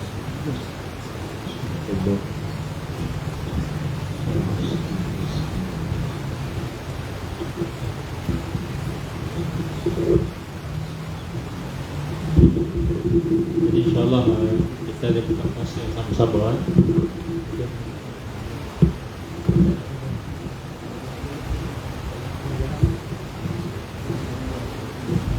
Baik, tamu kita nak beransur ada urusan macam. Jadi insyaAllah lepas ni siapa yang ada sini kita boleh sambunglah, kita bincang nak baca Quran macam mana, insyaAllah. Sementara nak dapatkan buat bekal sikit ada, insyaAllah. So yang ada tunggulah, yang sahabat-sahabat kita dari Mustafa macam ada kematian, kita nak kena berlangsung, insyaAllah. Kita bincang sikit tentang pembagian Quran baca pada malam, insyaAllah.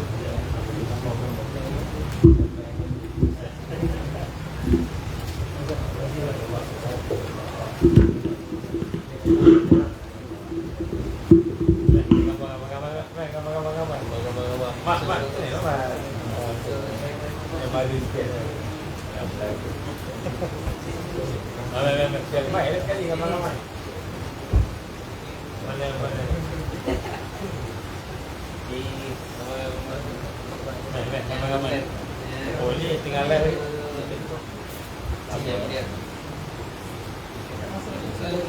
Masuk Amir. Boleh masuk.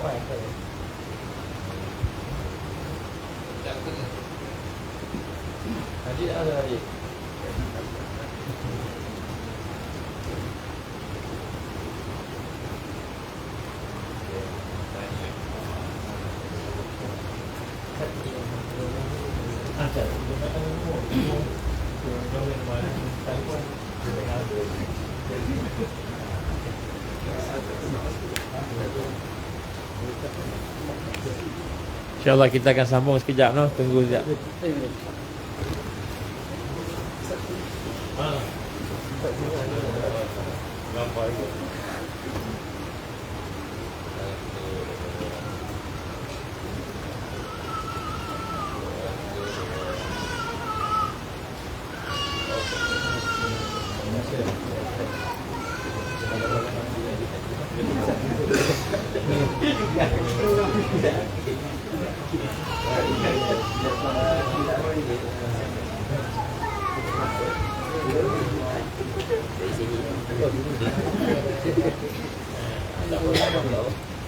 Ada kad ke tak? Ada.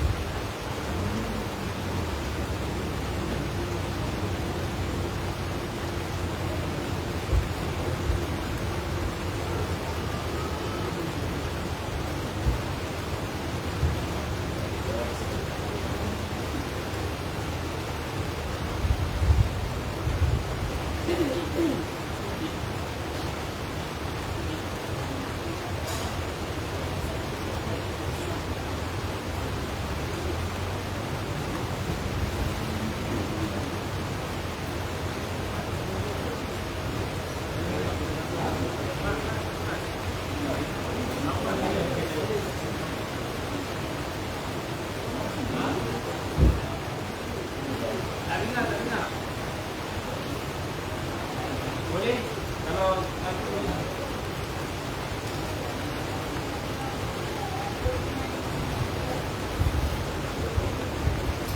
ada lagi lah.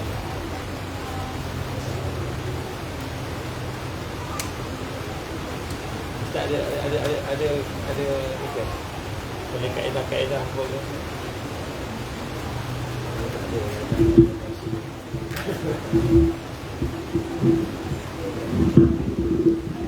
Dan tradisional. Tak laki biasa. Minta panggil Imam Ahmad kita, insya-Allah. Kita berkongsi sikit pengalaman Imam Ahmad membaca menghafal Quran. Bismillah.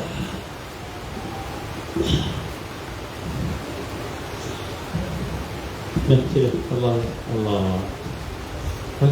Masa kan.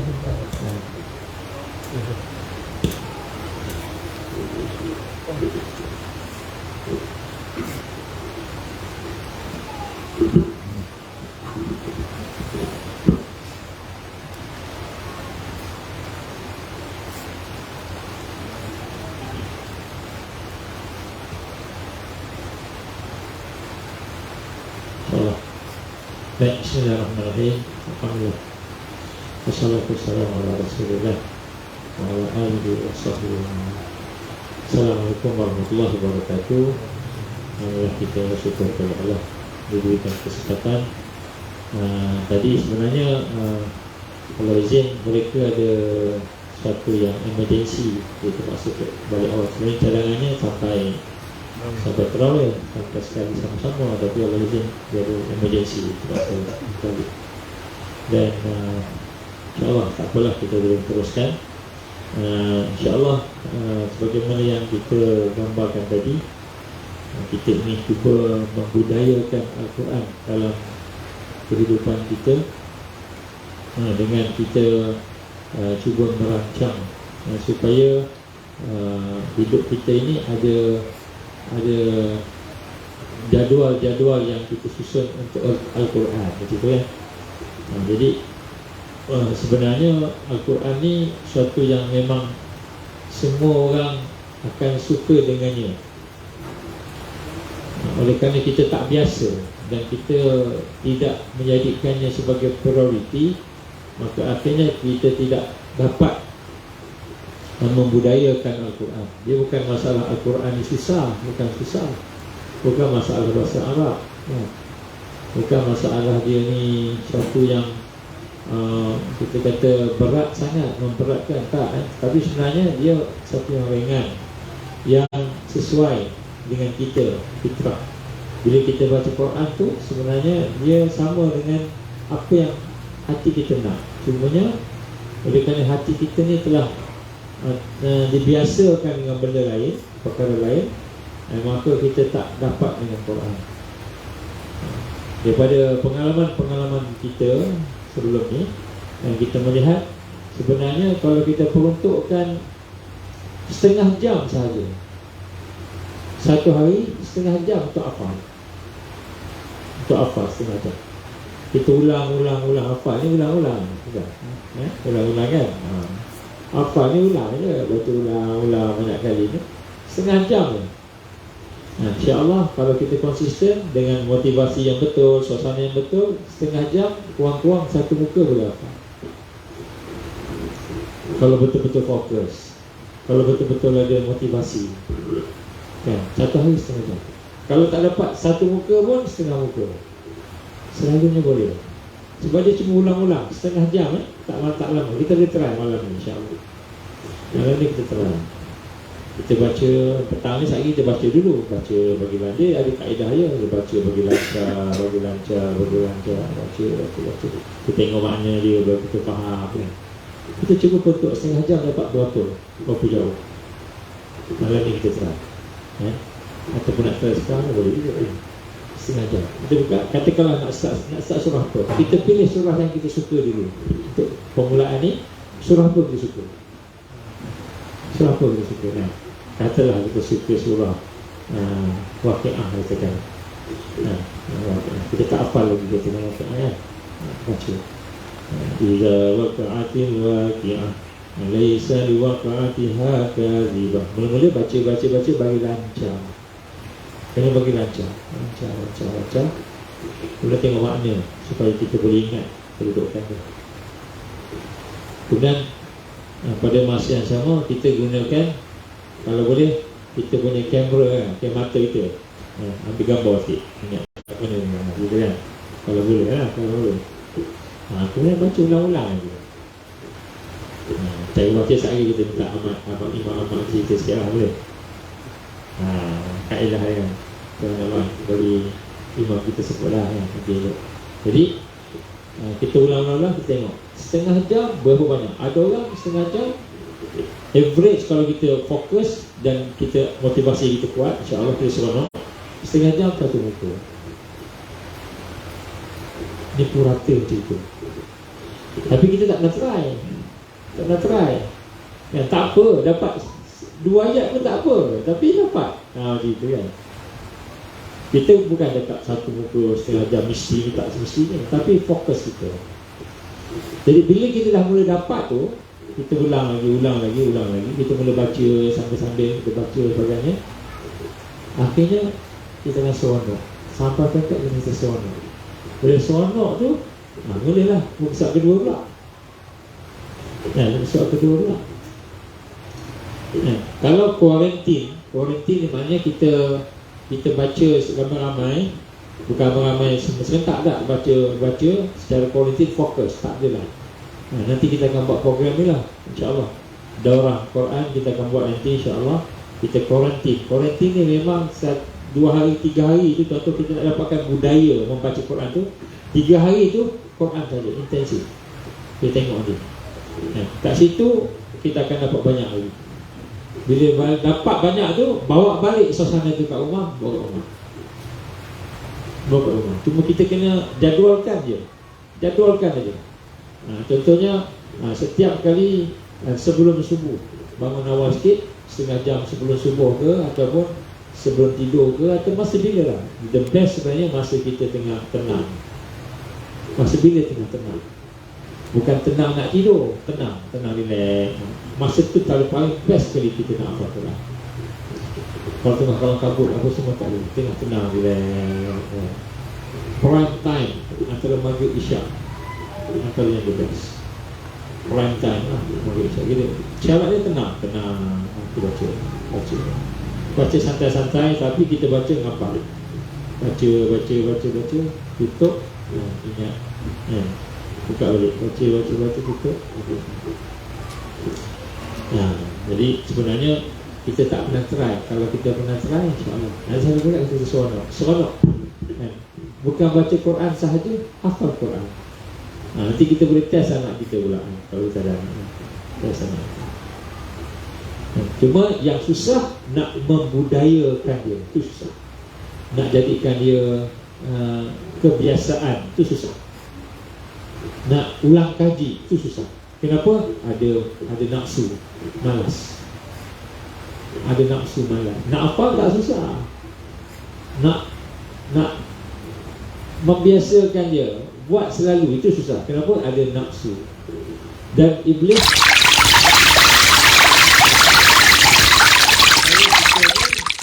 akan habis.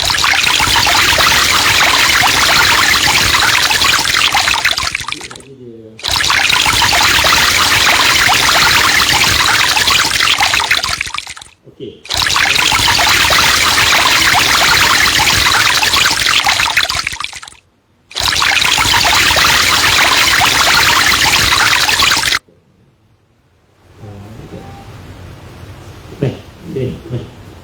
Cerita sikit. Kan dari situ ya. Cerita sikit macam mana menghafal Quran, pengalaman. Cerita pengalaman dia bukan baca kitab. Ada saya tak sampai tak.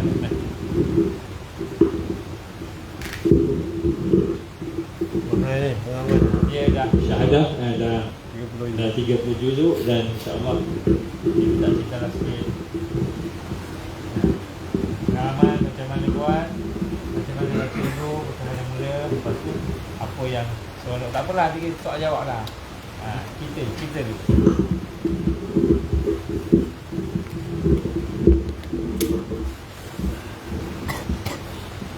Bismillahirrahmanirrahim. Assalamualaikum warahmatullahi wabarakatuh.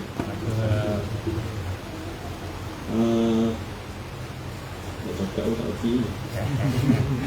Tapi pengalaman saya tak lah, ni utara sikit utara nak cakap KL tak aku. Pengalaman saya mengaji tahfiz ni, tahfiz Quran ni selama 6 tahun. 6 tahun saya ngaji. 4 tahun menghafal. Lagi 2 tahun lagi untuk buat ulangan syahadah. Ulangan syahadah ni macam mana? Ulangan syahadah ni macam yang kita baca daripada permulaan ayat, daripada surah Fatihah sampai surah An-Nas, straight. Jadi kita masuk balik. Pengalaman saya menghafal selama 4 tahun tu, saya masuk waktu umur 9 tahun. Okey, ustaz-ustaz kat sana, dia pun ajak hafal kat sana. Dia pun mengajak saya hafal. Sebab kita bila baru nak hafal, kita baru nak hafal Quran, kita mesti kena mulakan dengan benda yang mudah-mudah. Macam kita buat satu benda, kita kena mula dengan yang mudah-mudah. Jadi cara dia macam mana? Ustaz suruh saya hafal juzuk 30 tu. Juzuk 30 bukan surah An-Naba, bukan Amma Yatasaalun, bukan yang mudah-mudah. Sebab kalau Amma Yatasaalun dia panjang. Jadi ustaz tu suruh saya hafal kat mana? Mula dari An-Nas. Dia mula dari An-Nas, yang mudah juga. Satu hari satu surah. Surah An-Nas lah. Jadi walaupun surah An-Nas tu kita dah hafal dah. Dah tahu dah. Tapi yalah, benda macam tu cara hafal lah. Jadi ustaz tu kata, okey, hari ni tak satu surah ni lah. Jangan lebih. Satu surah. Kira An-Nas, Al-Falaq, Qul Huwallah. Ini semua satu surah setiap hari. Setiap hari satu surah. Sampai dah dekat surah yang mula panjang-panjang sikit, dah makin panjang macam surah Al-Alaq, surah Al-Bayyinah, Iqra' bismi rabbikal ladzi khalaq. Dekat situ ustaz dah mula bagi lah. Okey, sini ambil beberapa ayat saja. Sampai sini ustaz dah mula bagi dah gap dah. Pecah-pecahkan. Ustaz dah mula pecah-pecahkan lah. Jadi cara nak hafal ya. Saya tengok sini-sini, tapi cara ni dah famous dah familiar dah cara ni. Cara dia macam mana? Kita hafal, kita baca dulu. Kita baca bagi lancar. Baca waktu saya baca Iqra' bismi rabbikal ladzi khalaq. Saya baca tu dulu. Memang tak lancar mula-mula saya baca. Jadi saya baca. Kita target banyak mana yang kita nak hafal. Jadi ustaz saya dah bagi, kamu kena hafal setiap hari 3 baris. Dia 3 baris tu lah. Jadi saya baca setiap hari. Sebelum saya hafal, saya baca dulu 3 baris. 3 baris tu saya baca sampai lancak. Lepas lancak tu baru saya hafal. Tapi saya baca tu saya baca kat sini je. Baca kat sini lah, takut-takut ada yang salah. Jadi lepas habis baca, bila dah lancak dah, waktu lancak tu sebenarnya kita dah dapat tangkap lah dia punya kedudukan dia. Itu bagi setengah-setengah orang dia dah dapat dia macam dah dapat gambaran siap lah. Okey, ayat ni kat mana. Cuma tak hafal, dia tak nampak lagi. Jadi hafal. Mulalah hafal ayat yang pertama, Iqra' bismi rabbikal ladzi khalaq. Ulang. Sampai bila dah hafal lancak, masuk ayat lain pula. Iqra' bismi rabbikal ladzi khalaq. Betul? Boleh? Khalaqal insana min 'alaq. Jadi Iqra' bismi rabbikal ladzi khalaq, khalaqal insana min 'alaq. Sekali. Jadi khalaqal insana min 'alaq. Bila sampai situ, ulang lebih kurang dalam 2-3 kali. Ikut ada kemampuan kita sebenarnya. Dia bukannya ni, ikut ada kemampuan je. Kalau ikut dalam buku, kena 3 kali, kena 7 kali, kena 8 kali. Tapi itu kadang-kadang dia akan jadi bukan mudarat, dia macam takalluf, dia macam payah balik kita. Jadi ikut kemampuan kita, rasa macam terlancar, okey, kita masuk balik ayat yang pertama. Iqra' bismi rabbikal ladzi khalaq, khalaqal insana min 'alaq. Iqra' wa rabbukal akram. Masuk ayat yang ketiga pula. Baca itu, buat macam tu, buat setiap hari, setiap kali hafal, buat macam tu. Sampai dah rasa lancar, ulang balik ayat pertama, baca sampailah saya dapat 3 baris itu. Bila sampai saya dapat 3 baris itu, saya baca. Jadi baca hafalan. Jadi bila waktu baca hafalan ni, kami dekat tahfiz, kami hafal 2 waktu ni kami hafal. Sebelum maghrib dengan sebelum subuh. Sebab apa? Dia sebab sebelum maghrib ni biasanya sebelum maghrib ni kan, bila petang tu kita redha, kita santai-santai, otak dah tenang. Otak memang dah tenang waktu tu. Bila otak dah tenang, pemikiran kita pun dah okey. Jadi waktu maghrib tu kan memang waktu dah boleh hafal kan. Maghrib tu memang dah boleh hafal. Jadi bila start waktu maghrib tu hafal, insya-Allah memang masuk. Tapi kalau kebanyakan semua orang memang mereka masuk semua. Semua mereka masuk. Cuma dia lancak dengan tak lancak lagi tu. Jadi sampai isyak stop dengan hafal. Bukan tak boleh hafal. Dia sebab bila masuk lepas isyak ni kan, otak kita dah mula jadi hang lah. Dia slow dah nak hang.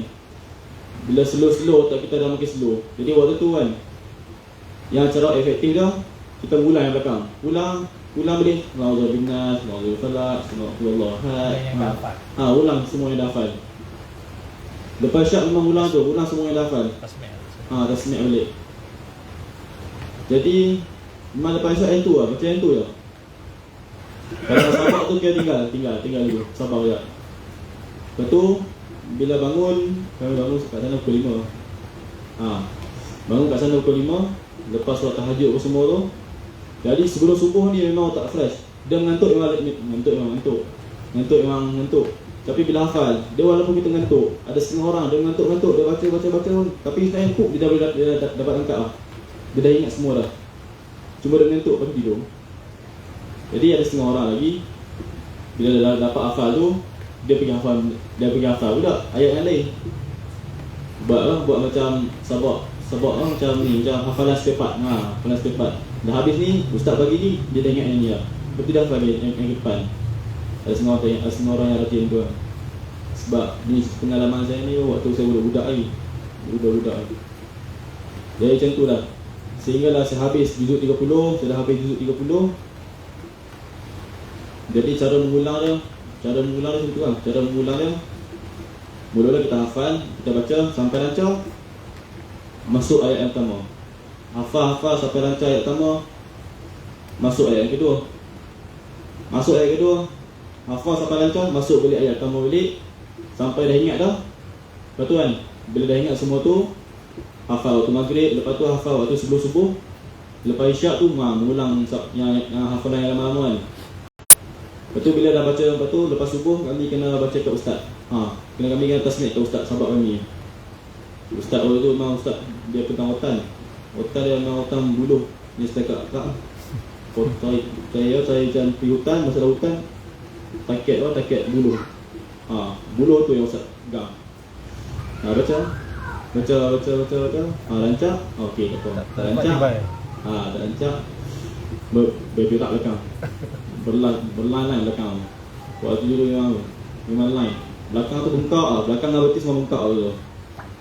Jadi bila dah habis semua tu, dah habis baca ustaz dah tanda, kita balik tempat kan, kita baca balik sabak kita.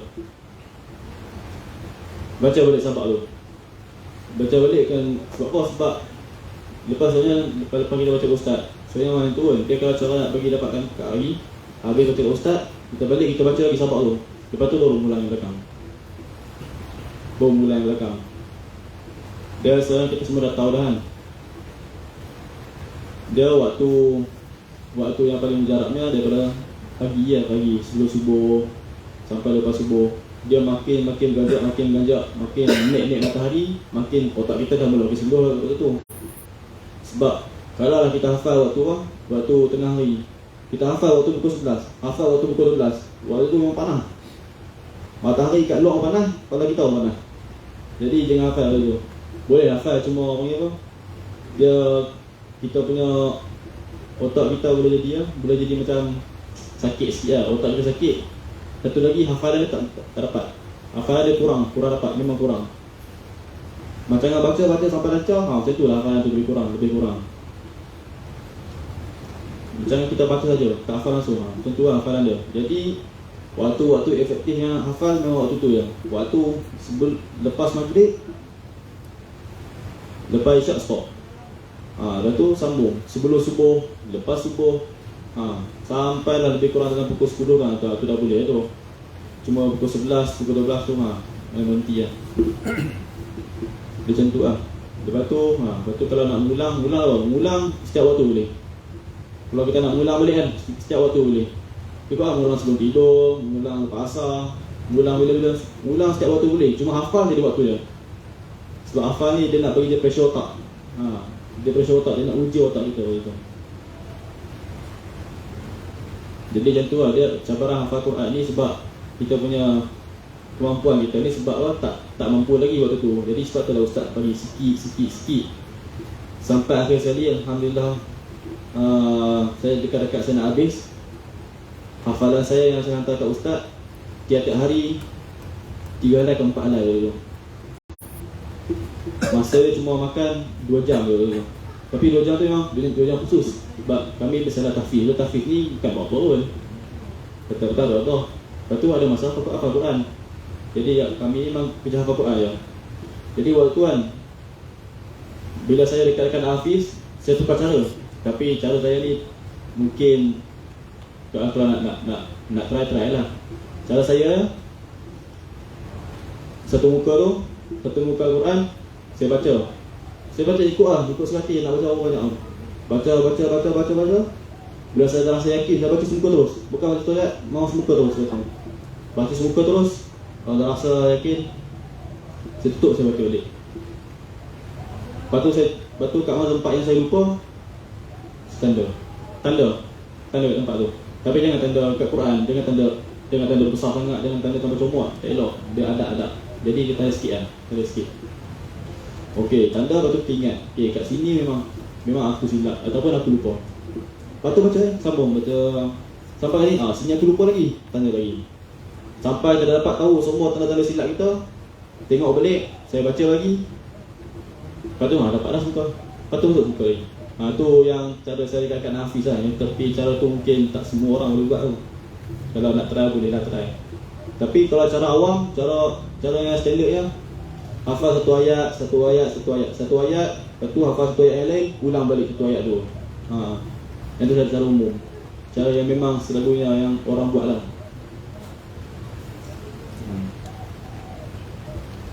Ada soalan ke? Ada apa-apa soalan ke? Pertanyaan? Ada? Akak-akak ada soalan? Nak tanya? Cara pegang Al-Quran. Cara pegang Al-Quran.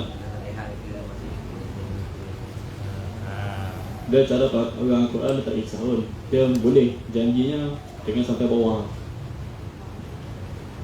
Sebab saya pun kalau saya pegang Quran pun saya pegang sini.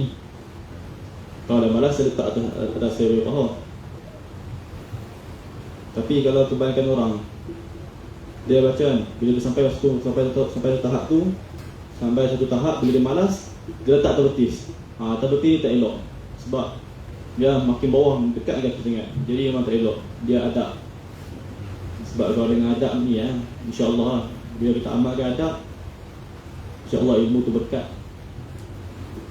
Jadi Quran macam mana pun janji memang letak atas ni, atas daripada kita punya bawah. Atas sini ikut macam mana pun. Kalau lagi bagusnya letak rihal. Lagi nampak adab lagi. Kalau Guna phone tu dia ikhtilaf. Sebab dalam phone saya ada setengah ustaz saya dia tak sarankan baca Quran dengan phone. Sebab dalam headset ni dia campuran. Sebab dalam headset ni kita boleh search macam-macam. Ada yang buruk, ada yang baik. Jadi Al-Quran ni dia nur. Bila nur ni cahaya, dia tak boleh campur dengan sulumat. Jadi sebab tu lah saya pun tak download Quran dalam headset. Jadi kalau boleh je baca Quran dalam headset, boleh je, cuma kurang sikit. Ada.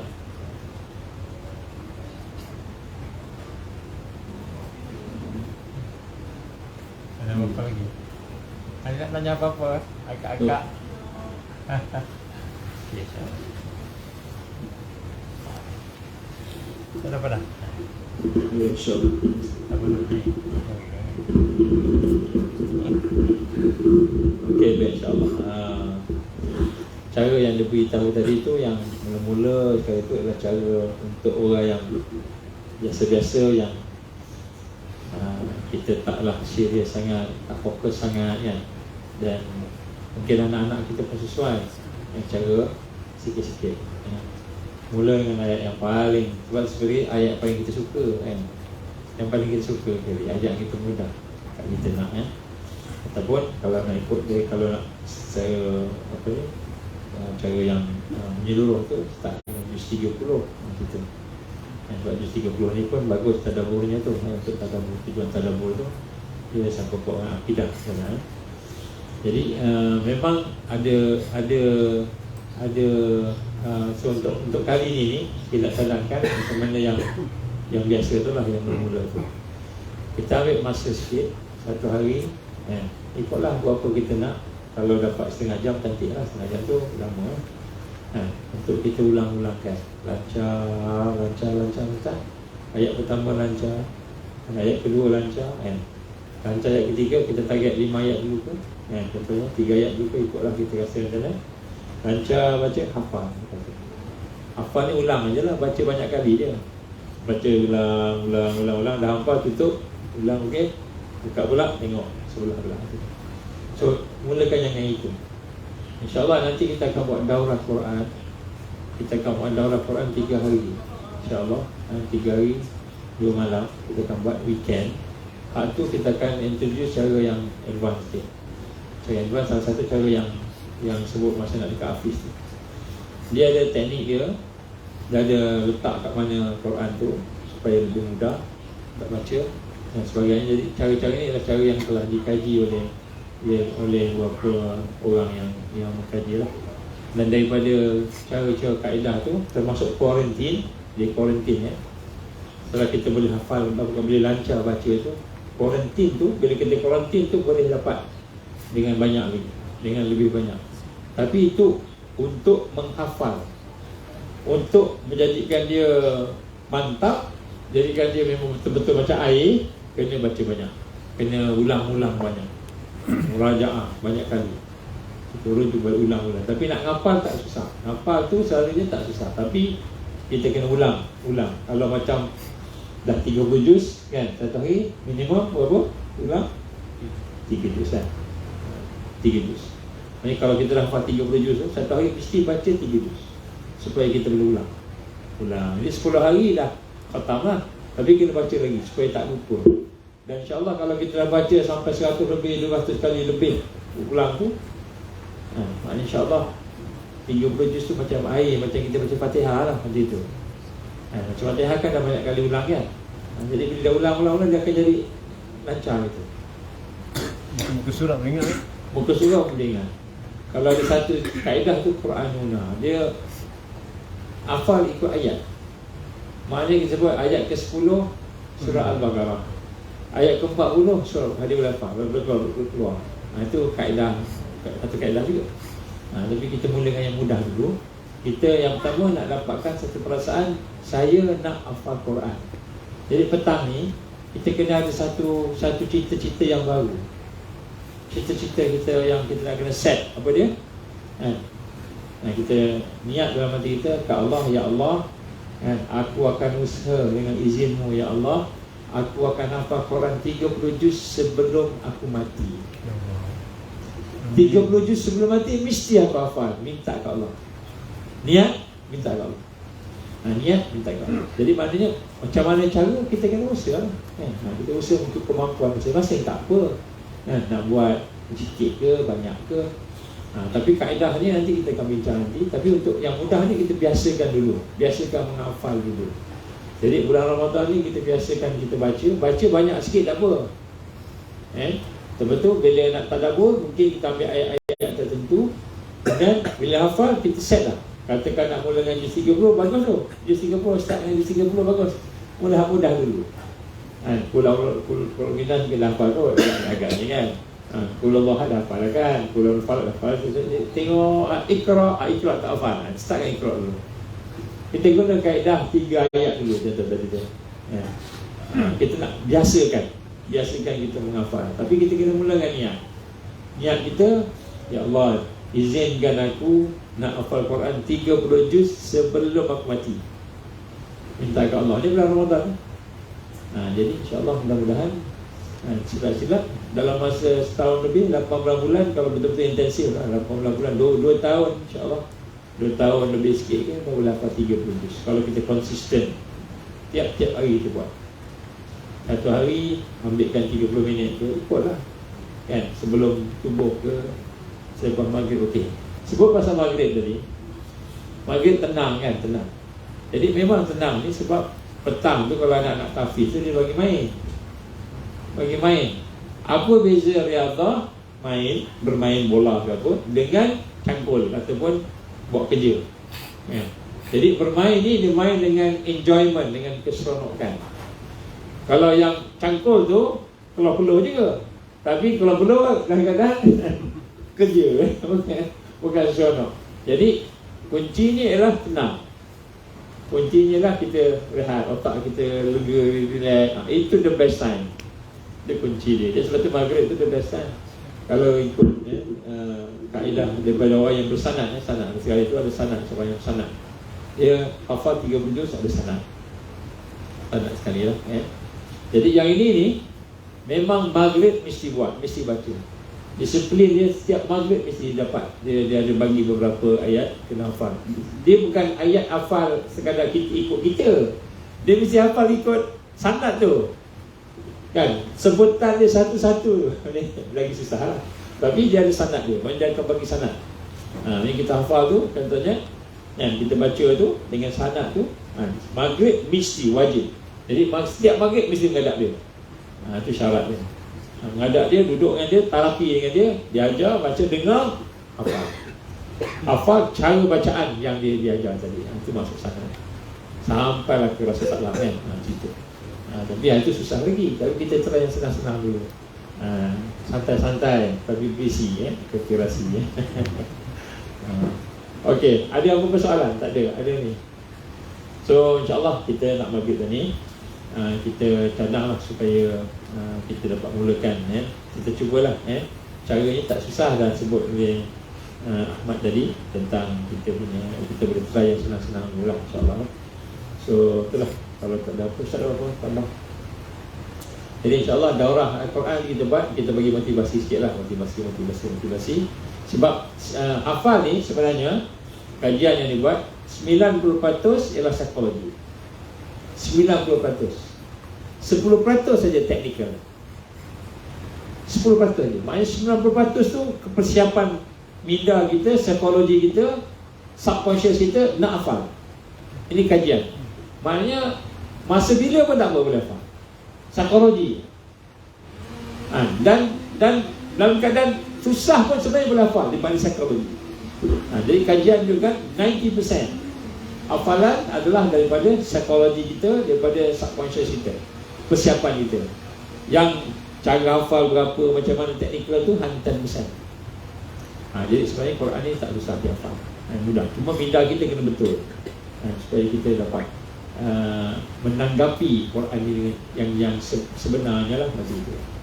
InsyaAllah. Wallahu a'lam. Mudah-mudahan Allah berkati perjumpaan kita pada petang ini dan jadikan kita sebahagian daripada Ahlullah.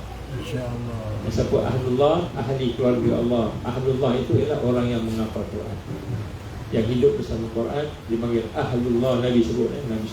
Jadi maknanya mudah-mudahan kita termasuk dalam golongan itulah insyaAllah. Puan-puan niatkan dulu insyaAllah. Jadi kita tangguh insyaAllah. Kita ada apa, buka puasa, kita galakkanlah 10 minit, 20 minit sebelum buka puasa tu kita banyakkan doa mustajab ketika sebelum buka puasa. Kita tangguh dengan tasbih kafarah dan surah Subhanallahumma wa bihamdika asyhadu an la ilaha illa anta astaghfiruka wa atubu ilaik. Bismillahirrahmanirrahim. Wal 'asril insana lafi khusr illa alladziina aamanu wa 'amilus shalihaati wa tawassaw bil haqqi wa tawassaw bis sabr. Wa jazakumullahu khairan katsiran. kepada semua. Assalamualaikum warahmatullahi wabarakatuh. So buka puasa hari ni apa namanya, bubur dalam mangkuk, tak pakai dulang lah. Sebelumnya pakai dulang, mangkuk tak pakai dulang, pakai bubur, insyaAllah. Baik.